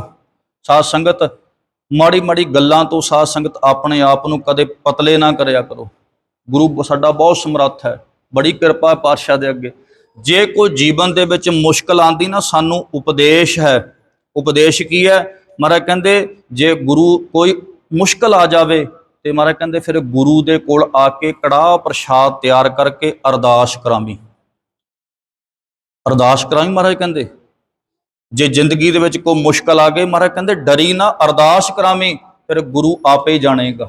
ਇਸ ਕਰਕੇ ਸਾਧ ਸੰਗਤ ਗੁਰੂ ਕਿਰਪਾ ਕਰੇ ਆਪਾਂ ਜਿਸ ਕਾਰਜ ਵਿੱਚ ਸਾਧ ਸੰਗਤ ਜਿਹੜਾ ਆਨੰਦ ਕਾਰਜ 31 ਤਰੀਕ ਨੂੰ ਹੋਣਾ ਹੈ ਤੇ ਉਹਦੇ ਵਾਸਤੇ ਸਾਨੂੰ ਲੋੜ ਹੈ ਸਾਧ ਸੰਗਤ ਅੱਜ ਇਹਨਾਂ ਸਿੱਖਿਆਵਾਂ ਦੀ। ਇਹਨਾਂ ਸਾਧ ਸੰਗਤ ਘਰ ਦੇ ਵਿੱਚ ਇਹ ਸਾਰੀਆਂ ਸਿੱਖਿਆਵਾਂ ਲੈ ਕੇ ਆਈ ਸਾਡੇ ਘਰ ਸੋਹਣੇ ਬਣ ਸਕਣ। ਤੇ ਇੰਨੀ ਕੁ ਬੇਨਤੀ ਪ੍ਰਵਾਨ ਕਰਿਓ। ਆਪ ਸੰਗਤ ਦਾ, ਪਰਿਵਾਰ ਦਾ, ਰਿਸ਼ਤੇਦਾਰਾਂ ਦਾ, ਸਾਰਿਆਂ ਦਾ ਧੰਨਵਾਦ। ਗੁਰੂ ਕਿਰਪਾ ਕਰੇ ਸਾਧ ਸੰਗਤ ਹੁਣ ਆਪਾਂ ਆਨੰਦ ਸ਼ਬਦ ਦਾ ਪਾਠ ਬਾਬਾ ਜੀ ਕਰਨਗੇ ਤੇ ਉਸ ਤੋਂ ਉਪਰੰਤ ਜਿਹੜੀ ਅਰਦਾਸ ਬੇਨਤੀ ਹੋਵੇਗੀ, ਹੁਕਮਨਾਮੇ ਹੋਣਗੇ ਜੀ, ਪ੍ਰਸ਼ਾਦ ਵਰਤਾਇਆ ਜਾਵੇਗਾ। ਤੇ ਇੱਥੇ ਸਾਧ ਸੰਗਤ ਮੇਰੇ ਵੱਲੋਂ ਜਿਹੜੀ ਸਮਾਪਤੀ ਹੈ, ਭੁੱਲ ਚੁੱਕ ਦੀ ਖਿਮਾ ਕਰਨੀ ਜੀ। ਗੁਰਬਾਣੀ ਦੇ ਉਪਦੇਸ਼ ਨੂੰ ਆਪਣੇ ਪੱਲੇ ਬੰਨ੍ਹ ਲੈਣਾ, ਸਾਡੀ ਜ਼ਿੰਦਗੀ ਸੋਹਣੀ ਬਣ ਸਕੇ। ਬੁਲਾਓ ਜੀ ਫਤਿਹ। ਵਾਹਿਗੁਰੂ ਜੀ ਕਾ ਖਾਲਸਾ, ਵਾਹਿਗੁਰੂ ਜੀ ਕੀ ਫਤਿਹ।